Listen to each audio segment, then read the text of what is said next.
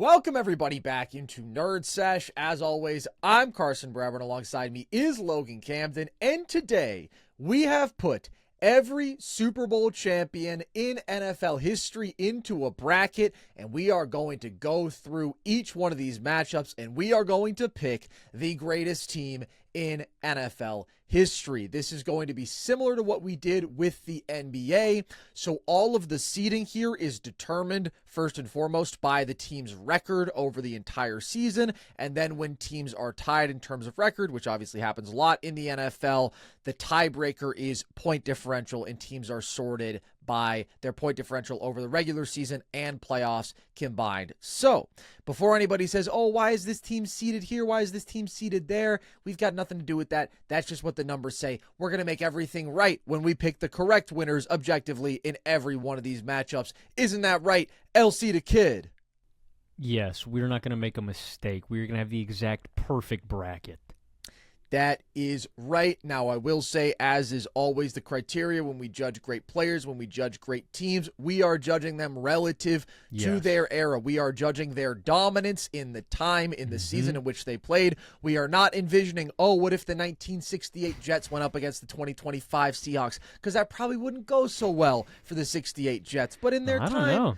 What rule book are we playing by? Good. Whatever rule book allows Matt Snell to go fucking crazy. That's my top priority. And that's what I live by in life. I mean, like, so, if the Jets could just murder the Seahawks down the line, right, but they couldn't do it vice versa, I think I'd feel pretty good about the Jets. I don't know. Well, yeah, okay, that's true. I guess if, like, the Mel Blount rule exists for one team but not the other, like, that's a pretty big deal. But I think if we gave him even footing, any set of rules, I think the 2025 Seahawks are winning. But that is precisely what we are not talking about today. So, with that being said, we do have the full bracket laid out here in front of us, and because there have only been 60 Super Bowl champions, we have a 64 slot bracket with 4 byes. Those byes are going to the 72 Dolphins, of course, the only undefeated team throughout an entire season in NFL history, the 1985 Bears, who were 18-1 between the regular season and the playoffs, the 84 Niners, who had the same record. I think all of those are very intuitive. Maybe the surprising bye, Logan, going to the 76 Raiders because they were 16-1, and so the record gets them that bye. We'll see if they can play up to their seeding in this tournament, but those are the teams who don't even have to play a first-round matchup. However, we are getting on to our first-round matchup now, and it does actually feature those 1968 Jets, the famous Giant Slayers in Super Bowl III, going up against the team that would come out representing the AFL the very next season, the 1969 Chiefs. So we are starting with a real throwback matchup here, Logan. Where are you leaning here? This is an 8 versus 9 matchup. The Chiefs are the 8 seed. The Jets are the 9 seed. I think I'm ever so slightly leaning the 68 Jets. It's interesting. I think these two teams are built very differently. The reason I lean on the Jets is just because I like their offense more. You have Don Maynard, one of the best receivers of this era. You've got Joe Namath, who, him and Len Dawson, it's close. This isn't to me like Apex Len Dawson, but you've also got George Sauer. You've got Matt Snell. Like, I think the Chiefs have the better defense. I think the Jets have the better offense. I'm going to lean on New York for the offensive firepower that they have, and just for the fact that maybe this shouldn't matter at all. I do think the Jets won the most important game in football history. So if I'm left with a tiebreaker, I'll lean on New York. But here's what I'll say. If the Jets hadn't won that game, then the Chiefs would have won the most important game in football history because the upset that they pulled off was just as improbable. Like, people forget that because the Jets did it first. But when you're talking about the biggest upsets in Super Bowl history, it's the 07 Giants, and then it's Super Bowl III, the Jets, and it's Super Bowl IV. The Chiefs knocked off a Vikings team that was the number 1 offense, was the number 1 defense. I mean, they had like a plus 17.5 point differential per game. So I think both these teams have pretty momentous wins. I do think the Chiefs were a dominant team, probably more dominant throughout the year, like a plus 13 point differential per game, pretty ridiculous on both sides of the ball. I think they had the better defense between these two teams. I would agree. The Jets did have the better offense, though. Really dynamic offense. I still do think they picked up the bigger win between the two of these teams. I mean, this is an 8-9. I could really go either way. So if you have a strong feeling about the Jets team, I'm good to just roll with them. Definitely got the better offense. It's very slim. I mean, the Chiefs had multiple shutouts throughout that season, too. And I mean, I think if we were actually distilling it down to this era, I think having the better defense is probably the more valuable thing to have. But all right, then let's go with the 69 Chiefs. We are distilling it down to this era. I still like the Jets. I think the win's more impactful. It's more important. They're going to get whoever advances getting waxed next round anyway. So. They are. They are. All right, I'm fine to go with the Jets because I'm really pretty 50-50 on this one. So the Jets advance, and we move on to the next matchup. The 77 Cowboys versus the 2020 Buccaneers. This is a 4 versus 13. The Cowboys are the favorites. Who do you like here, Logan? The Bucs make an interesting case, admittedly, just because they have Tom Brady. I think the Cowboys are just the more talented team on both sides of the ball. Like, they've got weapons of this time, an 1,000-yard rusher and a guy like Tony Dorsett. You've got Drew Pearson leading the league in receiving yards, an efficient Roger Staubach, and a defense that maybe has some underwhelming regular season numbers. I feel like they just cruised through the playoffs. I mean, the most points they allowed in their playoff run was 10 in the Super Bowl to Denver. Just considering the fact that, one, I do think they're the better two-way team on both sides of the ball, but the fact that they struggled, they didn't really struggle at all throughout the playoffs, where the Bucs had their challenges. I'm going to lean on the 77 Cowboys. Yeah, the playoff run from the Cowboys is just dominant. They win by 30, they win by 17, and then they win by 17 again.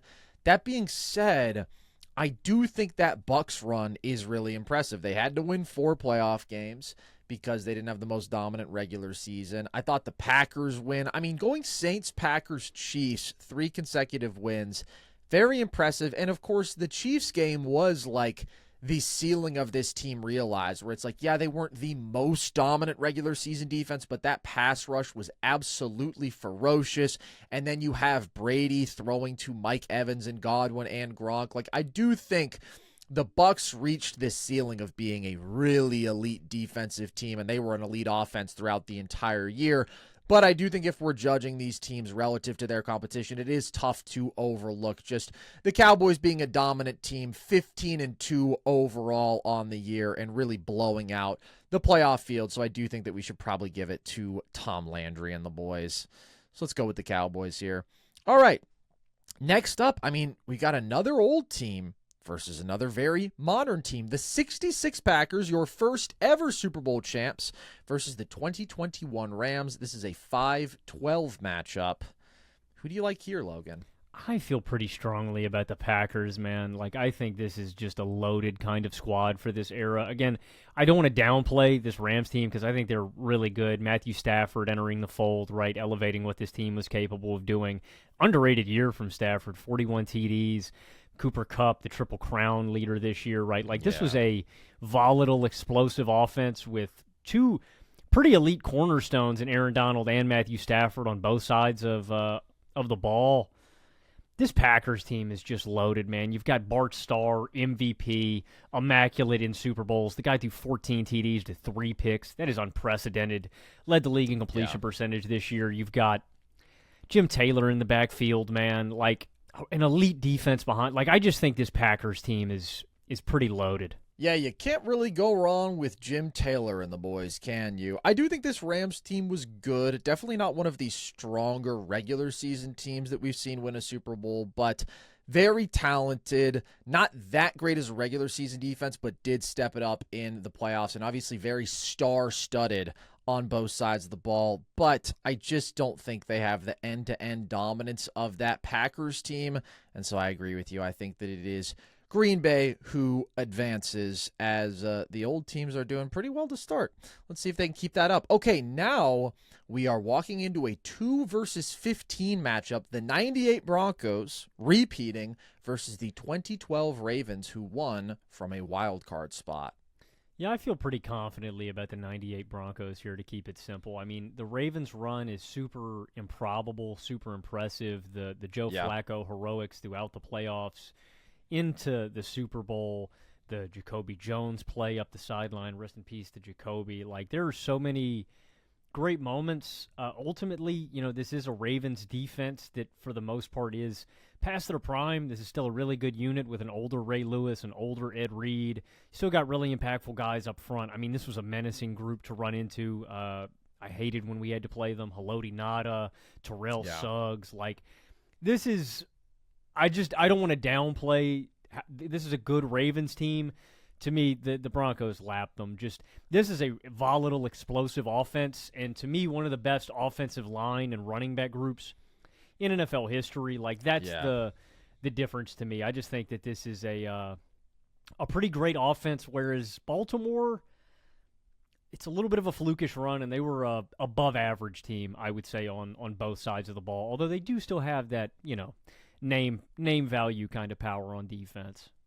Yeah, and I think the run is what's really impressive for the Ravens. Now, they had to go through that path because they weren't a great regular season team. But nevertheless, the fact that they went through Andrew Luck and the Colts, Peyton Manning and the Broncos, Tom Brady and the Patriots, and then beat the Niners in one of the better Super Bowls that we've seen in a long time. Like, that is what's so memorable about this team.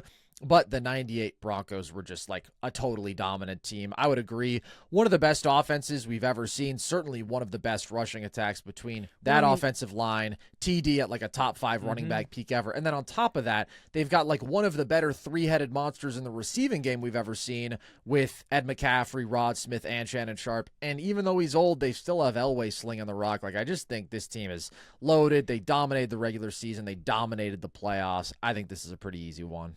Especially how offenses were built back in the day to build off of the run and play action. Like, this was just such a great complementary offense. Again, the offensive line is elite, I think, an all-time unit up front for Denver. And then you just have the elite complements to fully weaponize the passing attack off of an all-time rusher like TD. Yeah, so I feel pretty confident in the Broncos. Let's definitely give it to the Broncos here. And now we move on to an interesting matchup. We have a 7 versus 10 here. The 2013 Seahawks, Legion of Boom, versus the 93 Cowboys, the second of 3 Cowboys teams to win it all in the 90s. Who do you like here?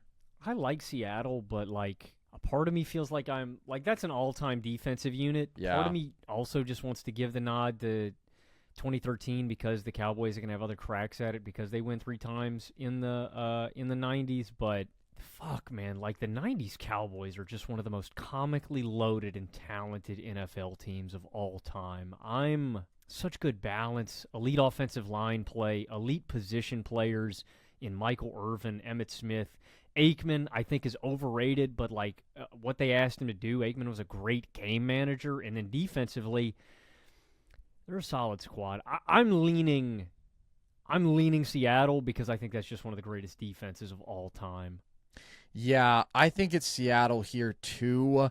I just don't think you can overstate that what they did in that Super Bowl is maybe the greatest defensive performance in NFL history. One of the greatest offenses. Yeah. Statistically, the greatest. I mean, they averaged 38 points per game, and Seattle held them to 8 and had them snapping the ball over Peyton's head and just absolutely embarrassed them. It is definitely the greatest secondary in NFL history. It's a team that offensively had an identity and was still very effective running the football and had a couple talented receivers in Golden Tate and Doug Baldwin. Russell Wilson already pretty damn good at this stage just in year 2. I think that level of defensive dominance, as talented as the 93 Cowboys were, I don't think it's the best team that they had in this time. I mean, they were still really great on both sides of the ball. They did still fuck up my Buffalo Bills in the Super Bowl. By the way, I'm actually wearing my 1993 AFC Championship game shirt for the Bills. That's our Super Bowl, baby. But I think this is the Legion of Boom, man. I mean, the Cowboys are more balanced, but I will just take like one of the greatest defenses we've ever seen because we saw it obliterate one of the greatest offenses we've ever seen. Yeah, I'm with the 2013 Seahawks. I mean, it's easy to forget seeing what the Broncos looked like 2 years later against Carolina. Peyton was tearing up the league still. He had the greatest statistical quarterback season ever.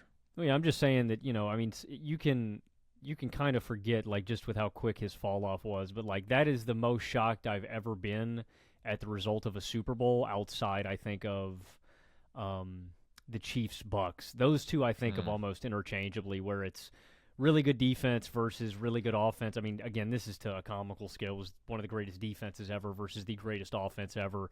I agree with you. I think that Super Bowl performance alone is so impressive that I think they belong. And again, I mean, it's just such a loaded defense, man. Sherman, Cam, Earl Thomas, Bobby Wagner, man. Yeah. Loaded.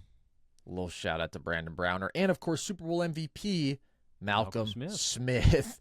Not the best of the bunch, but he's the one who gets the trophy. All right. That's a tough one, but I think LOB is right to advance. Now we have a modern matchup between the 2016 Patriots and the 2010 Packers. What do you think? I'm leaning the Patriots because I think they were a better two-way team. The thing about Green Bay, though, is like this is going to be Rodgers' only shot, obviously, because it's his only Super Bowl. But this is a Green Bay team that finally had a defense, behind Rodgers. This was the highest-rated defense that they ever had, and they rolled. I feel like next year, if the Packers had won the Super Bowl the next year, that would, I don't know, they were a 19th ranked defense that year, but they did go 15-1. Yeah, well, they were one of the greatest offenses ever in 2011. I'm leaning 2016. Speaking of amazing Super Bowl performances, the Pats coming back against Atlanta, that's a big deal to me. But number one defense in football, I just think the Patriots were slightly better. And I do trust their offense more than this Packers offense specifically. Like Brady, super efficient. They've got, Blunt in the backfield in short yardage situations, and then it's just Brady finding his guys. Honestly, these offenses are kind of comparable in terms of receiving talent, just like their quarterback elevating guys. But I lean on New England. I lean on New England too.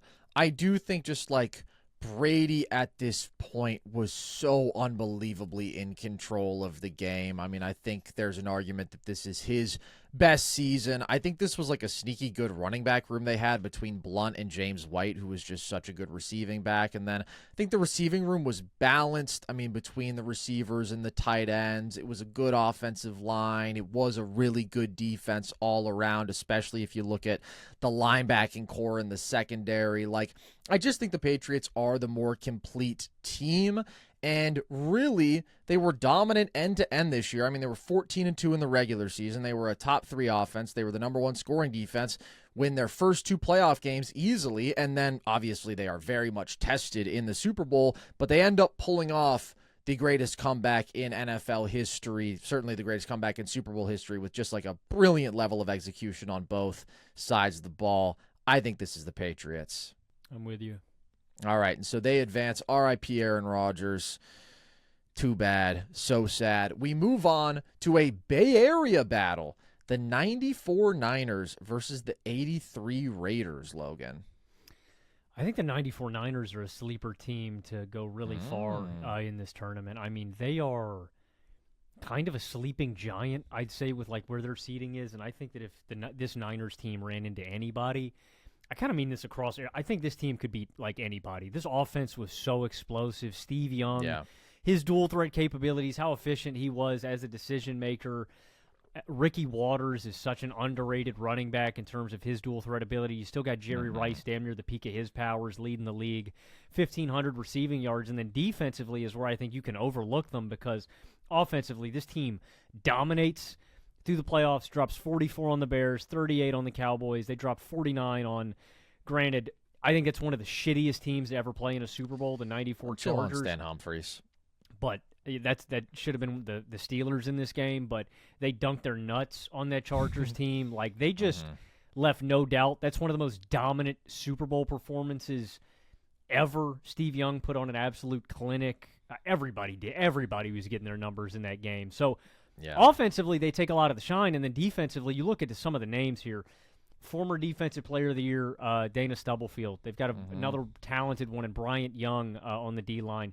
Deion Sanders is back there with 6 picks and 3 pick sixes. Like, this team is just kind of underratedly loaded. And, I think they probably will meet their match at some point in this bracket, but I think the 94 Niners have a chance to go deep. And I don't mean to downplay the 83 Raiders.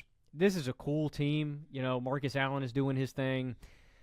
I just think they're kind of outmatched here.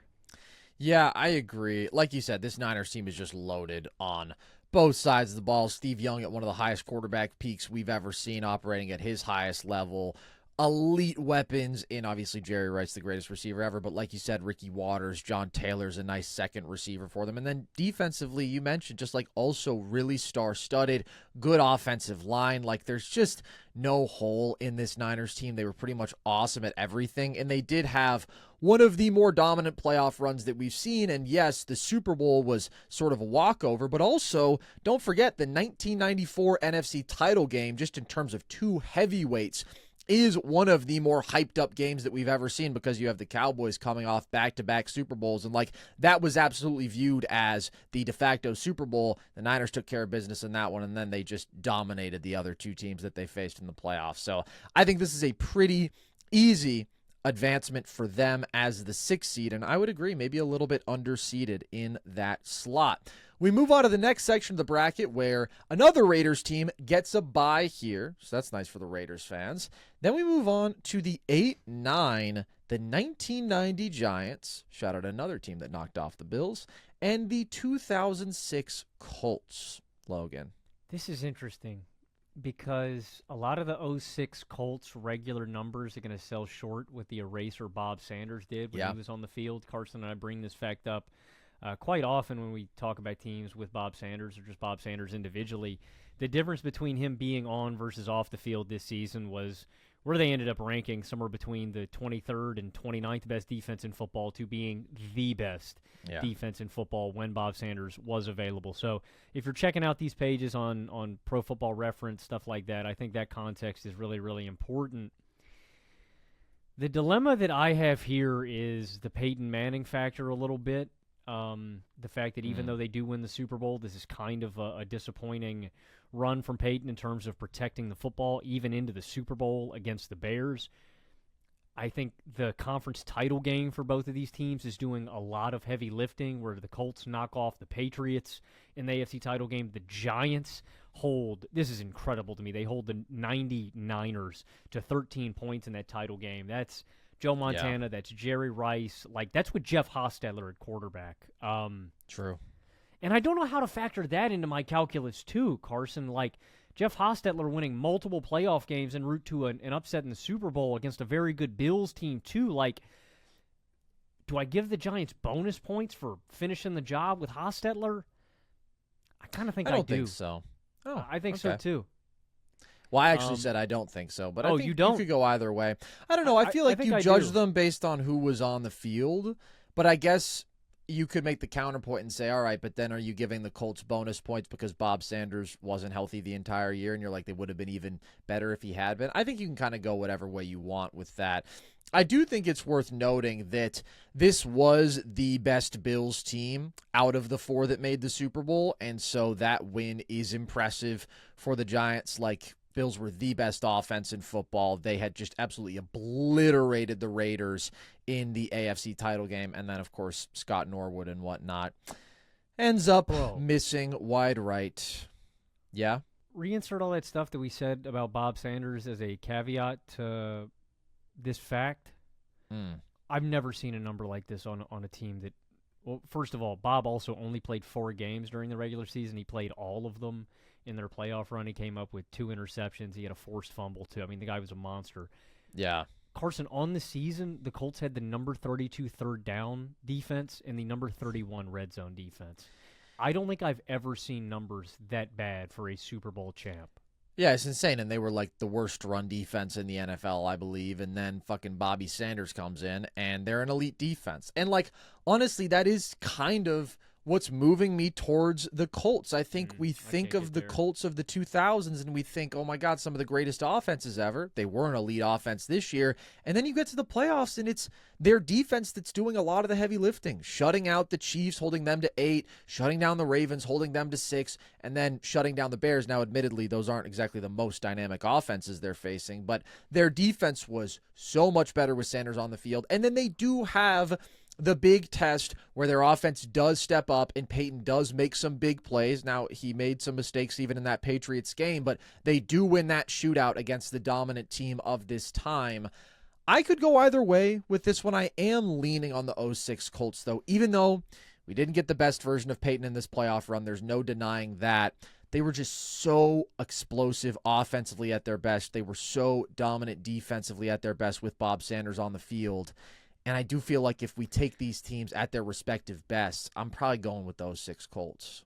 I think the Giants' run is more impressive in totality, and considering the fact that they have Hostetler for every playoff win, like I lean on the 1990 Giants. That's fair. I mean, the back-to-back wins over the Niners and the Bills are very impressive. Whereas with the Colts, I mean, they have a premier win for sure against the Patriots, but outside of that, not a real A-plus win in there. I'm okay going with the 1990 Giants. I'm good with that. This one's pretty close for me. So, sorry, Peyton. Close. You are getting fucked, buddy. All right. This is kind of funny. We have a Patriots on Patriots matchup here. I guess it was kind of an inevitability, as it was in the NBA bracket with the Celtics. Fucking Boston sports fans, man. They're just spoiled to hell. But this is a 4 versus 13. The 03 Pats versus the 2018 Pats. Who do you like here? I mean, initially, I want to say I lean on 2018 just for the polish of Tom Brady. The defense in 03 is clearly better than the number 1 defense in football. This is still, Teddy Bruschi, Willie McGinnis, Richard Seymour, Ty Law, Rodney Harrison. This is a pretty elite damn unit. 2018, it's like the Super Bowl is a big-time letdown because they get 3 point. It's a 13-3 game. That game sucked. But, I mean, that was one of the most explosive offenses this century that they shut down. Like, and those Rams, that was the greatest show on Turf 2.0. That's doing some heavy lifting. Honestly, both of these offenses are kind of underwhelming. I don't know. 2018, that offense was pretty filthy. All of the Patriots' offenses of the late 2010s, I mean, kind of ending with this year, I guess, they were pretty insane. Really, all of the 2010s. That's when the Patriots' offenses peaked. I'm going to go 2018. This is close. I'm going to go 2018. Yeah, I mean, it really is kind of like pick your poison between the two sides of the ball because the 03 Patriots were a dominant defense, but they were like an average offense. I mean, that year they were 19th and I think in it's points still per important, drive. too. It's like 2018, like you mentioned, they beat a really good Chiefs team. They hold an explosive offense to 3 points. And the bigger thing to me is the fact that, this 03 season, it's reminiscent, right, of the Rams Super Bowl, their first championship with Brady. It comes down to an Adam Vinatieri game winner. I just feel like there's more margin built in where Ricky Prohl had them boys shook. Let's not act like he didn't, man. Ricky Prohl had them shook. You could also say D4 offsides, though. Like that Chiefs game also came down to the tiniest of margins. But, I mean, I do think beating those Chiefs and Rams teams back-to-back, I mean, like, those are two of the best offenses we've seen this century. Chiefs were averaging 35 points a game, and the Rams were averaging 33 points a game. And they beat them back-to-back. I think I'm going to go with the elite offense here. It is close. I mean, the 03 Pats, for being 14-2, they really weren't, like, dominant. Like, they had a plus 6.9 point differential per game in the regular season because their offense really was super mid. So I think let's go with the elite offense. Let's go with the 2018 Pats.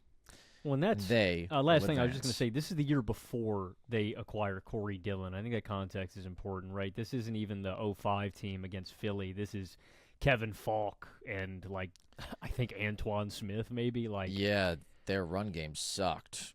I mean, they were 30th in yards per attempt on the ground. Well, they also I just say that because I know these Patriots teams can kind of bleed together. Yeah, because they win so damn much. Although I will say, the Bills beat them 31-0 opening week that year. I don't know what happened in that game. Then they got drubbed 31-0 in week 17. What the fuck? That's actually crazy. They literally reversed it. What the hell? Open the season, Bills 31-0 win. End the season, Patriots 31-0 win. That's bizarre. But let's go with the 2018 Pats here. All right. 2024 Eagles versus the 2015 Broncos. This is a rout. I'm sorry, Peyton. Yeah. Get bounced, buddy. You were the worst quarterback I've ever seen win a Super Bowl. I know we're not doing like the head-to-head thing, but could you imagine Peyton Manning in 2015 against that Eagles defense? He would get eaten alive. He would die. They would have to put Brock Osweiler in because Peyton's leaving on a stretcher. Yeah, I have to agree here. Like, I think these are two of the best defenses this century. You can debate which defense you prefer. I mean, they both had dominant playoff runs. What you can't debate is which offense you would take. Like the Eagles, they weren't a consistently elite offense, but they certainly had some high highs, and they had a 2,000-yard rusher, and they had two elite number one receiver level talents. And like, there were stretches where they put it together. And I mean, I will never forget the back-to-back performances they had in the NFC title game and the Super Bowl. That's like one of the most dominant two-game stretches that I've ever seen, especially considering the stakes and what they did to the Chiefs especially. Like, we can never forget, because the score of that game at the end lies, that game was 34-0 before the third quarter was even over. They ate alive the Chiefs. Xavier Worthy had a great fourth quarter. That's what you're Patrick Mahomes had a great fourth quarter. Mm-hmm. Yeah, I just won that game. I don't know about all that. It's one of the most talented defenses that we've seen. I mean, especially the defensive line, but also like the cornerback play. I mean, they're just so damn good all around. So this is pretty easy.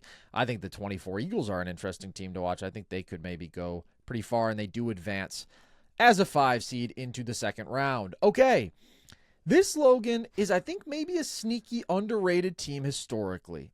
1982 Washington is a 2 seed, according to our system. The 2011 Giants, of course, are the lowest seeded team in the tournament because they're the only Super Bowl champion ever to have a negative point differential in the regular season. I think this Washington team is a little underrated because I think kind of all the Washington Super Bowl teams get underrated because none of them have like the superstars necessarily, especially the quarterback. Obviously, 3 different quarterbacks win the 3 different Super Bowls with Washington in 82, 87, and 91. But it's a weird season because it's lockout shortened. So I don't know that they really should be seated this high. However, nobody's losing to the 2011 Giants, unless it were the Patriots. If it were a Patriots team, then I'd pick the Giants. I'm really underwhelmed by the Giants. This is MVP Mark Mosley in the lockout shortened season. They've got some talent. You know, they got Theismann, they've got Riggo, they've got Art Monk. Like, this is a funky team. The thing about the Giants is like the Giants were such a team that was built for the playoffs, just in terms of like they had some receivers who could go and make plays. They had running backs who could mash in between the tackles. Eli could always get hot. But most importantly, they've got an insane defensive line. Like, that's just what I keep coming back to. And, like, having Pierre-Paul, Umanyoria, Justin Tuck, Matthias Kiwanuka, like, Linval Joseph even. Like, this was a really good D-line.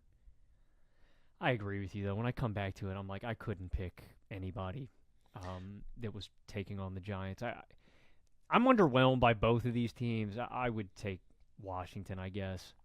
I do like what you said, though, about like the Giants kind of being built for the playoffs. I think the defensive line, like the pass rush, is the biggest thing that stands out there, where this was a team that, like, by all statistical metrics in the regular season, is one of the worst defenses to ever win the Super Bowl. They were 25th in points allowed per drive. And then you look at the playoffs and it's like, yeah, it was really their defense that was doing the heavy lifting. And it was just that ability to get pressure that was so disruptive. And I mean, they played 4 straight really good defensive games. And then they did have the perimeter playmakers, like having a Victor Cruz, Akeem Nicks, Mario Manningham receiving trio. As you mentioned, the physicality in the run game. And then Eli was a guy who was good to step up in a playoff run for you. So I do think, like, it's worth giving them credit, of course, because they do have this, like, sort of mystique. And I mean, another team that, because of their seeding, had to pull off a crazy run. Like, not only did they beat the Patriots, they beat the 15-win Packers, they beat the 13-win Giants. And so I would hear a case for them, because the 82 Washington team, it's like just such a weird season. Like you said, Mark Mosley, your kicker, wins MVP. The playoff run, they go up against David Woodley at quarterback in the Dolphins. They face a sub-500 Lions team in the wild card round. They face like a very underwhelming Vikings team next. Like, it just doesn't feel like they belong as a 2 seed at all. I will say that. However, I don't know. I still don't think we can pick the Giants. I mean, they did it. They did it in real life. They pulled off the miracle, but Can we say in this simulated world they would do it again? I'm going to say no. And the team with the worst point differential of any Super Bowl champ ever probably just loses in the first round. What do you think? Yeah. Or do they have a little more magic in them? Because I'm not really married to this 82 Washington team. Well, it's so weird. It's like, we're going to talk about the 2017 Eagles in a minute. It's just so strange how the context changes. Like, the Commanders are playing half of their games, and I don't know what to do with them because half their games are scabs. You know what I mean? Like, I come back to it, and it's like, well, Mark Mosley was there, and Mark Mosley was banging shit, and that's why he won. Dude, I mean, go back and look at the 82, go game by game. Mark Mosley hits game winner after game. That's what makes this interesting because he would have been your MVP.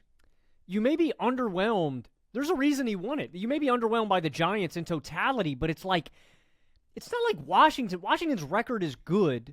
They're also playing scabs. They're eking out these games where Mark Mosley has to be clutch every single week. Like, I'm also sitting here wondering, like, if the Giants are just more, like, interesting. I mean, we could just say, fuck it, lockout tax. This year was too weird. We don't know how good you actually were. I will say, like, in terms of point differential, I mean, they are not one of the stronger champs that we've seen. Like, they were plus 6.9 per game in terms of point differential.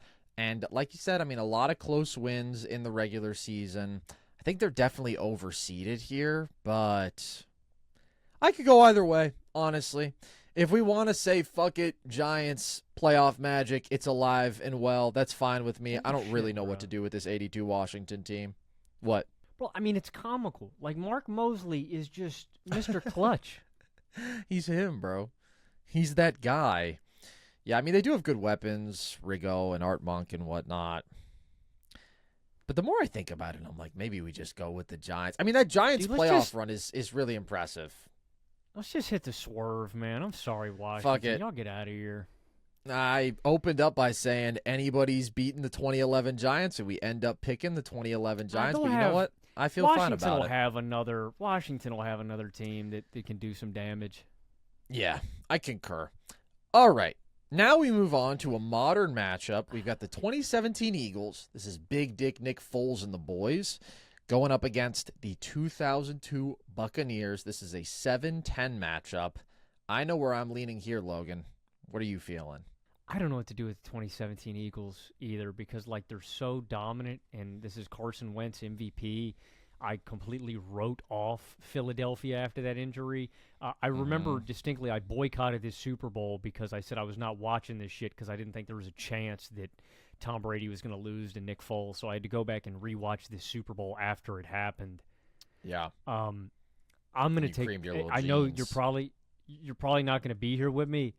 I'm going to take the 0-2 Bucks. I just think this is a legendary – I like – the names, literally just the names alone, I wonder if we'll ever see a defense quite like this. Derek Brooks, Rondé Barber, John Lynch, Warren Sapp, Simeon Rice, Dwight Smith, Dexter Jackson. In the regular season, you'll hear about this guy in the playoffs. Brian Kelly comes up with 8 picks. Like, I am normally going to lean on teams that have really good two-way formulas.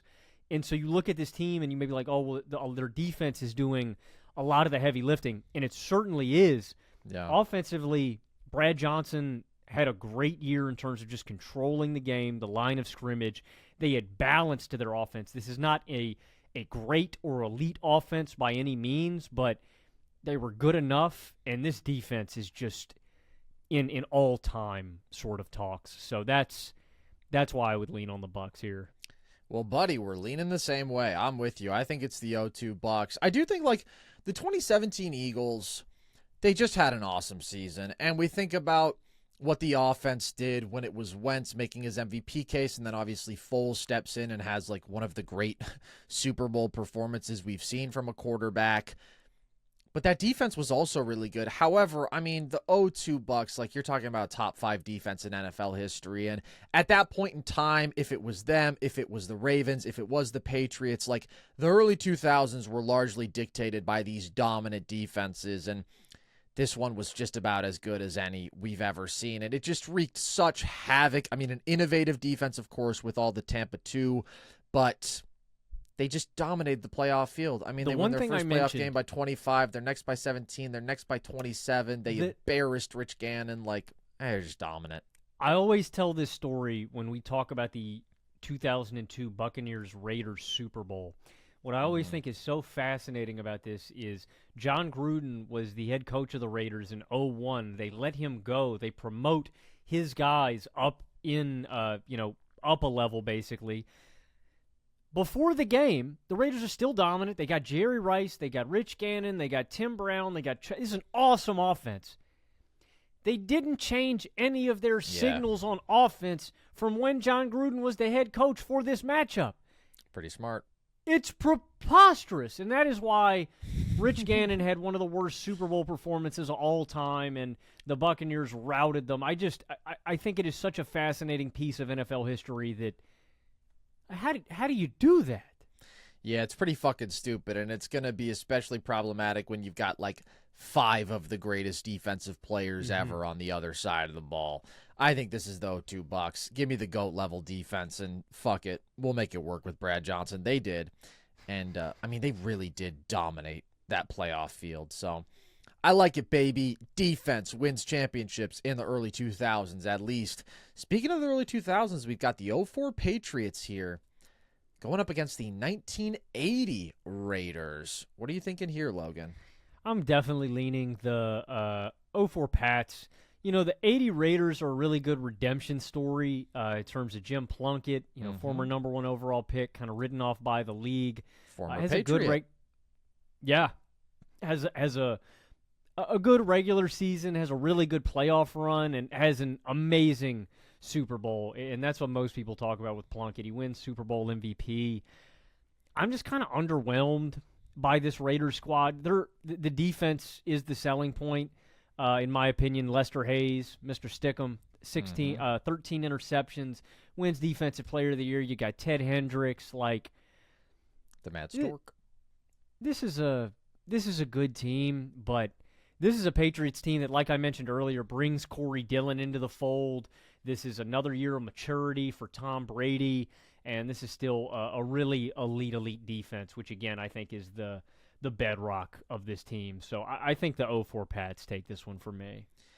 I agree with you. It is one of the funniest receiving cores to ever win a Super Bowl, just when you're talking about like David Givens and David Patton leading the team, and that's kind of weird, but this was like the first great offense that the Patriots had, really, with Tom Brady, and I think absolutely Corey Dillon coming in and being so effective is a big part of that. But like you said, dominant defense, and I don't know, the 1980 Raiders just aren't that impressive. Like, they were kind of an above-average team on both sides of the ball, but there's just nothing in their resume that makes me think they deserve to advance to the second round. So, this is a 3 versus 14 matchup, and the Patriots take care of business.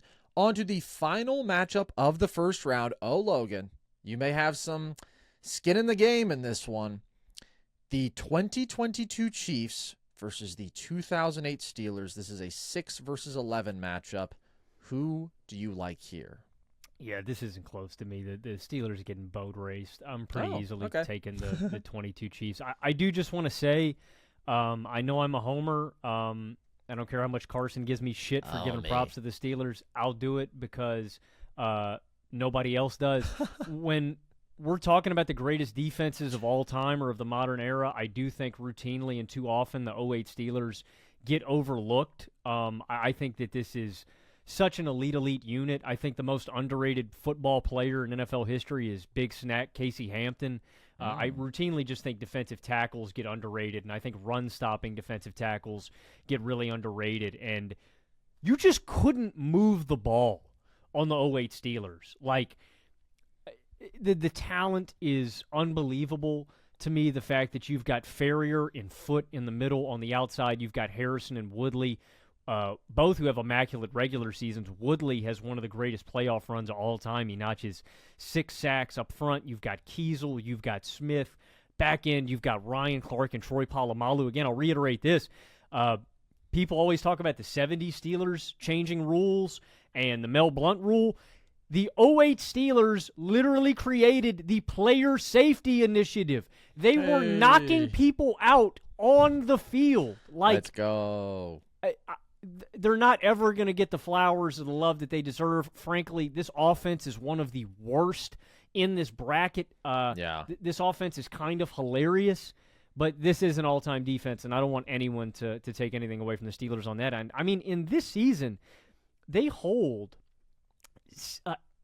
half of their opponents in the regular season to 10 points or less. That's crazy. Unbelievable.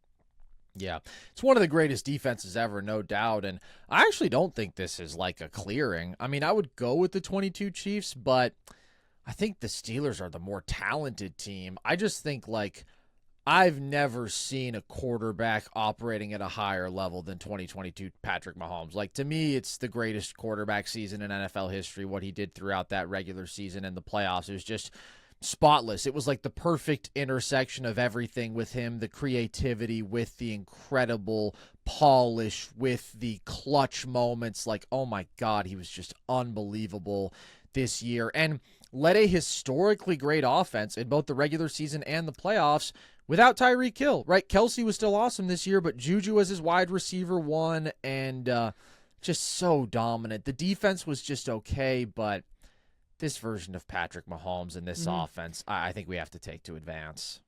And this is a down year from Ben as well. This was a bad regular season for him. Yeah. Which is strange because he was in that big motorcycle accident in 06, really affected him. He led the league in picks. He comes back with a 32-11 season, and then this year, 17 TDs to 15 picks. I'm going to hold that again. I just think, I think the '08 Steelers are just one of the worst offenses to ever win a Super Bowl. Yeah, I'd agree. Also one of the best defenses, but we will go with one of the best offenses, and that's what the 2022 Chiefs are. So they do advance. Creatine is one of the most researched and effective supplements available, but as the category has exploded, most brands have focused on flavors, formats, and marketing instead of actually making the creatine itself better. That's why we partnered with Momentous, where you can always know and trust that the ingredients in their supplements are quality tested, especially with their new Signature Spec creatine. The Signature Spec creatine is the most advanced creatine ever, and it's setting a new standard for creatine quality. It delivers 10 times fewer impurities, microplastic screening, 2 to 5 times tighter heavy metal limits, and the product experience has been improved with an ultra-fine powder that mixes effortlessly. Also, the benefits of creatine are real. It supports strength, power, lean muscle growth, recovery, and even improved cognitive performance. I take creatine every day because I want to be huge and massive. And if you're going to take creatine every day, you might as well make sure it's the best and choose Momentous Signature Spec creatine. That's what I've done. I feel better about what I'm taking every day, and that's why we've partnered with Momentous. If you want to try Momentous Signature Spec creatine, head to livemomentous.com and use code NERDSESH for up to 35% off your entire first order. That's livemomentous.com, promo code NERDSESH for up to 35% off. That's livemomentous.com, promo code NERDSESH. This episode is brought to you by ZocDoc. I don't know about you guys, but I am the absolute worst when it comes to procrastinating going to the doctor. I will put it off as long as I can because I don't want to deal with the phone tag. I don't want to deal with the anxiety of having to describe my symptoms to somebody on the phone, and so I'll just put it off forever. Meanwhile, whatever issue I have is only getting worse, and then when I finally do have the balls to make the call, it turns out there isn't an appointment for way too long. I don't want you guys to go through that, and that's why we've partnered with ZocDoc. ZocDoc has more than 150,000 providers within 200 plus specialties across all 50 states, and ZocDoc lets you search and compare local in-network doctors. My favorite part about it, it is free to use, and appointments happen really fast, usually within 24 to 72 hours, and you can even score same-day appointments. Your health matters, and taking care of yourself shouldn't be complicated. Find and book the right doctor with ZocDoc. Head to ZocDoc.com/nerdsesh to get started and check that appointment off your to-do list. That's ZocDoc.com/nerdsesh. Let's move on to the bottom half of the bracket, Logan, where the 85 Bears get a bye as the top seed. And now we go to an 8-9 matchup, the 71 Cowboys versus the 2000 Ravens. Where are you leaning here? Give me the 71 Cowboys, man. Really? Like, I'm sorry. Trent Dilfer tax. Well, here's my thing. Yeah. Knowing what happened before and after the Ravens season is what does this for me. This is an all-time great defense. They allow 10 points in the playoffs. That's the highest total that any team amassed against them. It's a dominant Super Bowl performance against Kerry Collins. Dominance from this defense. And I think the Ravens have a case here. My hang-up, they had a quarterback dilemma midway through the year. Like, they toss Tony Banks aside. They move on to Trent Dilfer. Trent Dilfer is the only quarterback in NFL history that voluntarily the team chose to replace him. So, like, if you retired after the Super Bowl, that doesn't count. He is the only quarterback to win a Super Bowl and then not be brought back. Like, that being said, though, they still do have Jamal Lewis and Priest Holmes giving you 1,800 on the ground with this defense, which is what I think makes this interesting. I mean, they're kind of the quintessential early 2000s football team. Jesus Christ, and it's not like maybe the greatest defense ever. Wow, dude. Shout out Lance Bambi Allworth and Mike Ditka hanging around on this 71 Cowboys team. Get yourself a ring, fellas. Go out there and ring chase. Now that I've laid this out, I actually do think I'm going to go with the Ravens.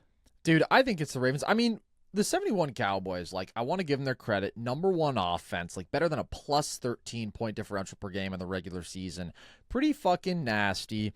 Dominant in the Super Bowl. But the 2000 Ravens, it's just, as we were talking about with the 2002 Bucks, like one of the most unfathomably talented defenses ever, but like even a little bit better, even a little bit more dominant. You allow 23 points across 4 playoff games. It's one of the most dominant playoff runs we've ever seen, and they weren't ultimately held back by the fact that they did have one of the worst quarterbacks ever to win the Super Bowl. They did have a really good run game, and they were, I mean, a top 2 defense in NFL history. So I would probably lean on them. It's close, but like, for the love of God, dude, this defense is just absurd. I'm with it. Yeah, I mean, the Cowboys have talent too, but they do, for sure.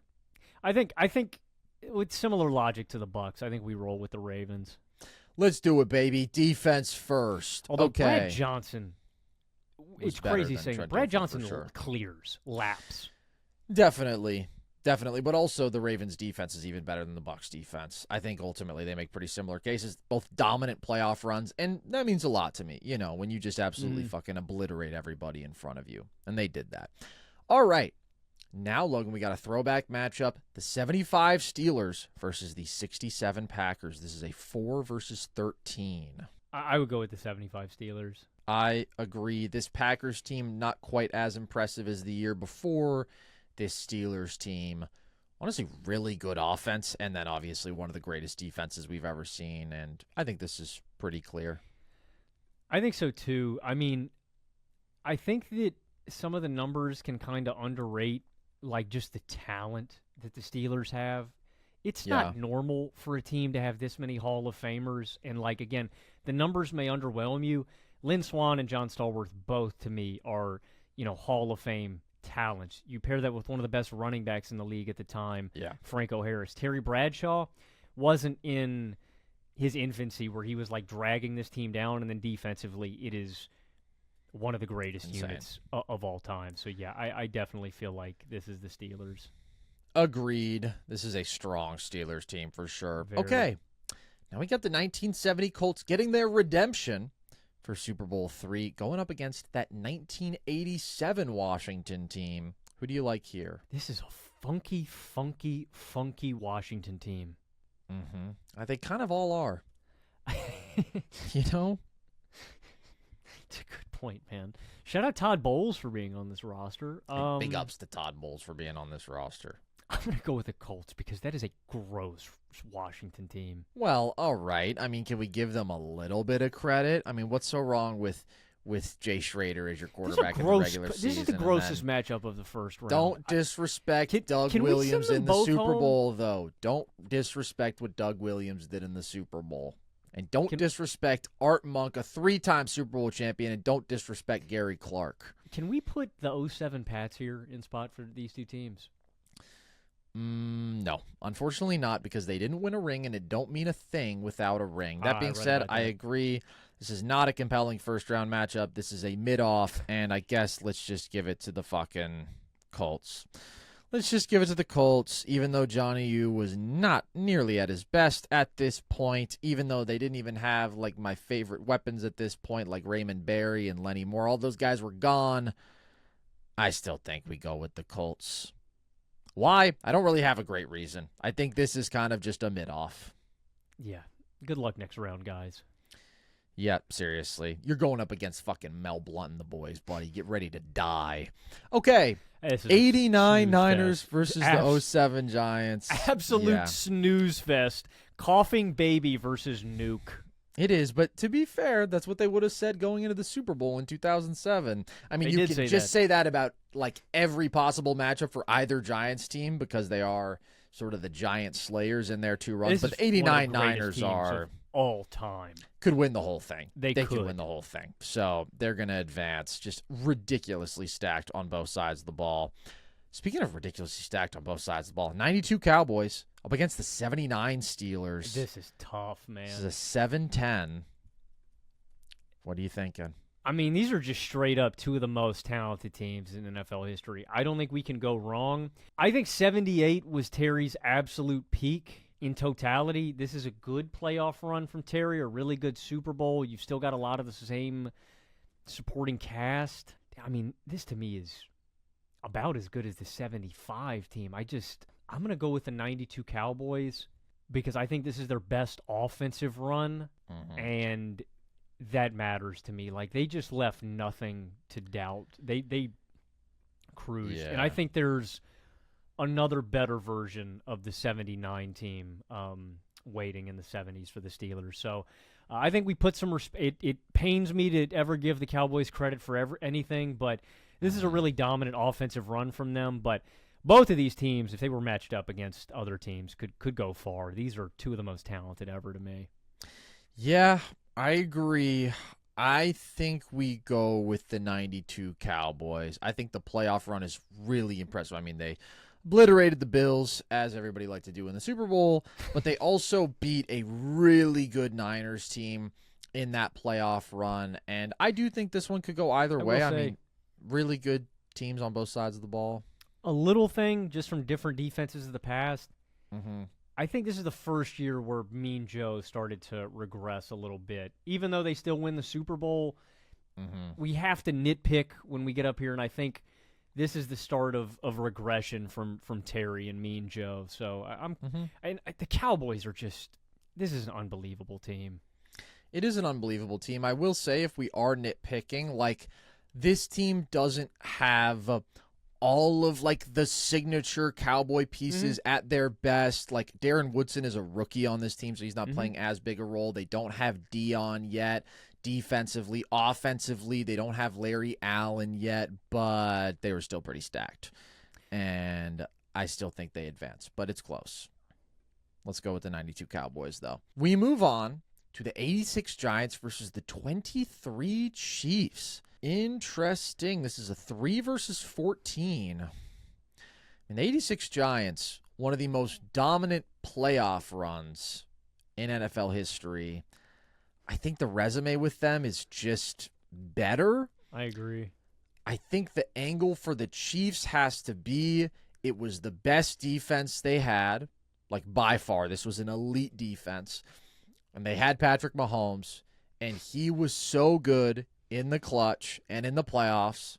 They got past the Bills. They got past the Ravens. They got past the Niners. Like, it is a very tough path that they went through. It's just this offense isn't what we think of when we think of the Chiefs because, I mean, they just did not really have the weaponry. Still really good, but the 86 Giants, man, I mean, they just fucking destroyed everybody in front of them. They won the Super Bowl against the Broncos by 19, shut out Washington before that, beat the Niners 49-3. And this is a Niners team that, I mean, you know, it was a little down year for them, but they're still generally in the midst of their run. I think it's the 86 Giants. Yeah, the Giants just dominated in a way that the Chiefs didn't. Yeah.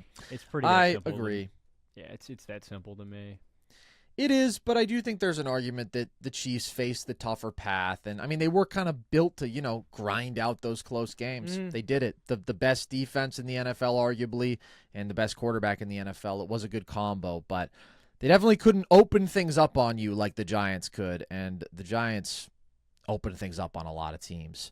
Okay, now we got another Chiefs team going up against the 96 Packers. I'm going to be honest. I think the 96 Packers are underseeded in the 6th slot. I think this is another team could possibly win it all. At least I expect them to make a deep run, although they are setting up for a clash in a couple rounds, maybe with the 89 Niners. I just think this is a dominant team. I think so, too. I mean, this is a really impressive offense. I mean, you think back to the 2019 Chiefs, they have to erase multiple big deficits in the playoffs. Yeah. And 96 is the number one offense, the number one defense. Brett Favre leading the NFL in touchdowns, balanced throughout their offensive attack. Yeah. I believe by DVOA, I want to say the 96 Packers might be the highest rated team through the regular season and the playoffs. It might still be the 07 Pats, even though they didn't win the Super Bowl. But I know they're top tier. It's just, crazy. They're beating teams by 15.5 points per game in the regular season. They dominate the playoffs. It's peak Brett Favre. It's a dominant defense. He's got Antonio Freeman playing at a high level with him on that offense. I just think they were an absolute wagon. They were a machine. Yeah, so I'd take the Packers here. I take the Packers as well. They advance. All right, we are on to the final section of the bracket in the first round. The 84 Niners get the bye here. Now, they might face another Niners team from 81 if they can get past the 97 Broncos in this 8-9 matchup. This is pretty balanced to me. Yeah, I would agree. This is a close one. I'm leaning the 97 Broncos. I would agree as well. They go on they have to win 4 games, but this is still a really elite offense. And, to me, I hate to distill it down to one thing. It does come down to, weapons where, again, top of the line, offensive line, ahead of Terrell Davis, probably still the best running back or one of in the NFL. Flanking him, Rod Smith, Shannon Sharp, Ed McCaffrey getting it done. Elite play-action attack with John Elway, and then a really solid top 6 defense. Whereas, the Niners, this is pre-Jerry Rice. This is Ricky Patton running the ball between the tackles. Credit to Joe Montana for getting it done. Shout out this defense. This is still a really solid unit.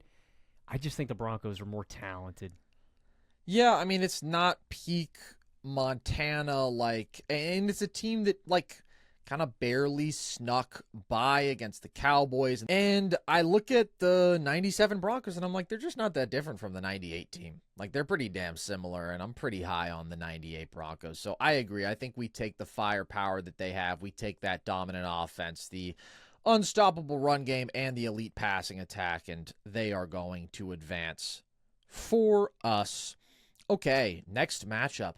The 73 Dolphins versus the 05 Steelers. This is a 4 versus 13 matchup. Yeah, speaking of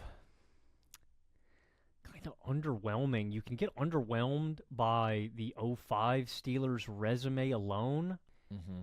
I think the important context to remember with the 05 Steelers is the fact that this team won 15 games the season previous.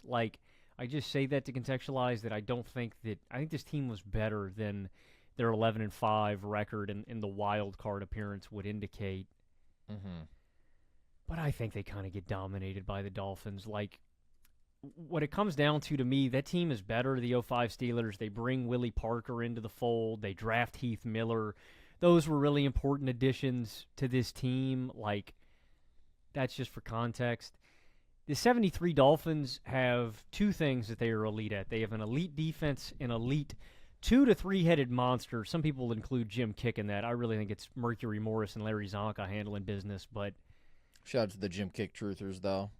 They've got 2 of the 2 most important things that you could be great at in the 70s, the Dolphins were elite at, and that is when football was a lot simpler and those things were much more important. And just again transporting yourself back to what 70s football looked like, I would take the 73 Dolphins. I agree. And I mean, in the regular season, they're winning games by 2 touchdowns on average, and in the playoffs, they win every game by 3 scores. I think that resume is tough to deny for a Steelers team that still was leaving a little bit to be desired offensively.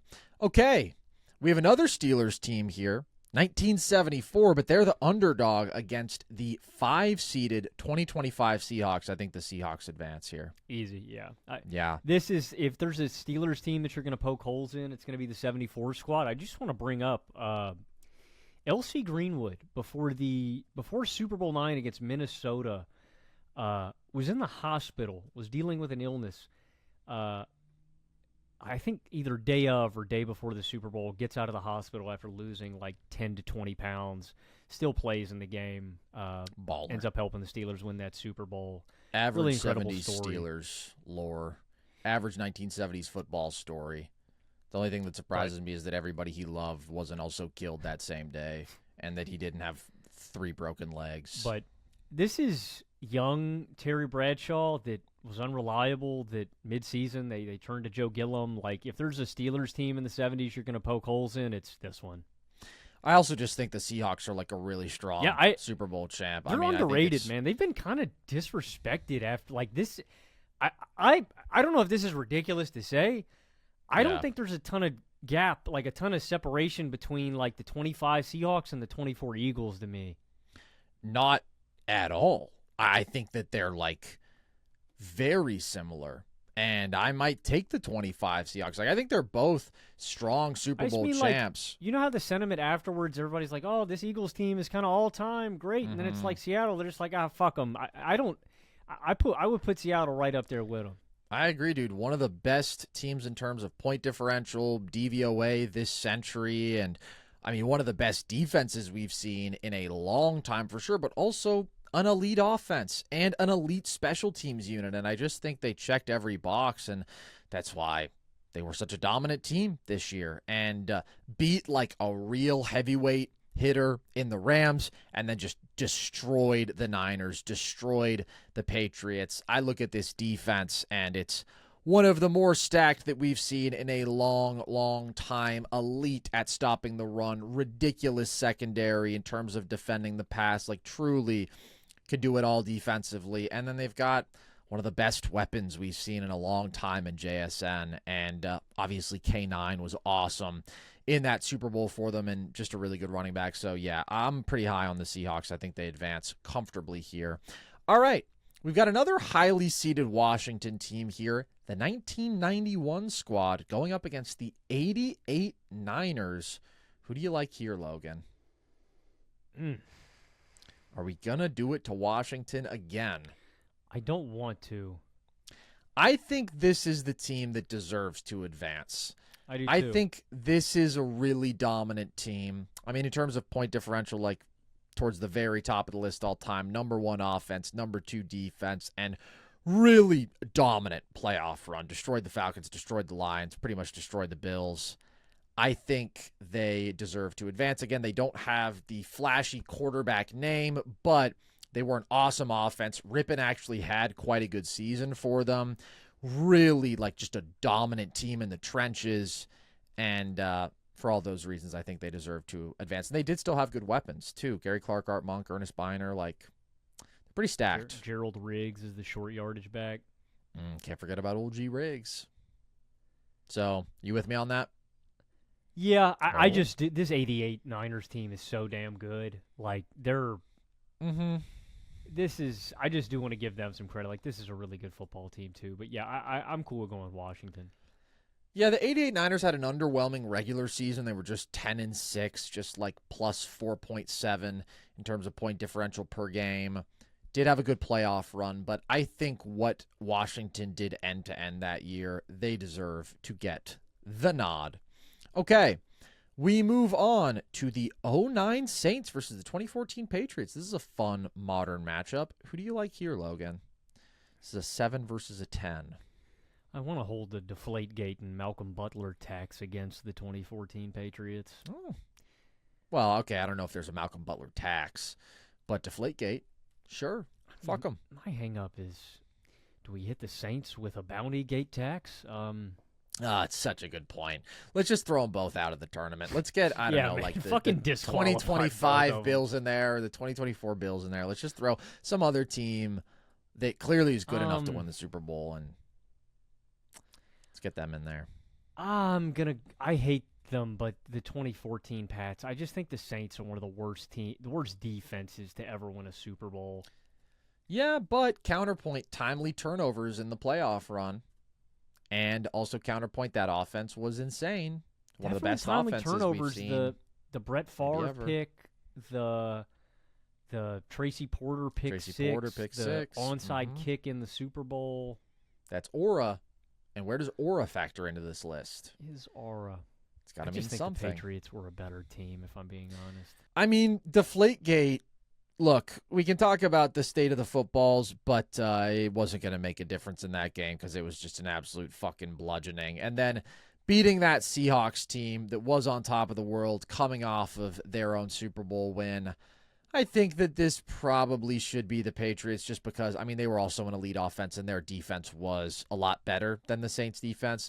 But I think it's close. I think it's close because the Saints defense did make some plays in the playoffs. But yeah, let's go with the more balanced team. Let's go with the Patriots. All right. Another Patriots team. Goddamn. Fucking Patriots and Steelers teams are everywhere. Save some for the rest of us. 78 Steelers versus the 0-1 Pats. This is a 3 versus 14. I think this is strongest of a dynasty against weakest of a dynasty. Well said. We don't have to spend any more time on it. All right. 78 Steelers advance. And now the 99 Rams versus the 95 Cowboys. What a barn burner. I think the greatest show on turf has to move on.